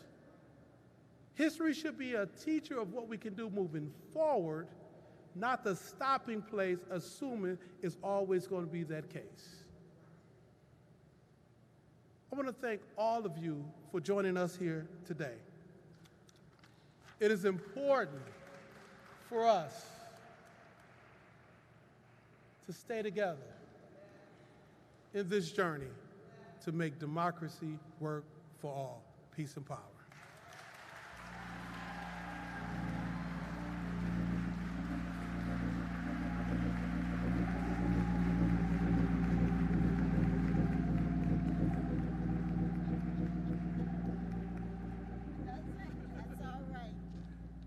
Before you leave out, this is our national president, CEO. When we fight, we win. When we fight, we win. God bless you. Thank you, Mr. President. We have just a few announcements and then we'll be dismissed, if you would. All persons elected to the Election Supervisory Committee at your regional meeting this morning, all persons elected to the Election Supervisory Committee should report to room 252 here in Cobo Hall at 1 p.m. today. Tomorrow, all Election Supervisory Committee members are to meet at 10 a.m. in the exhibit hall.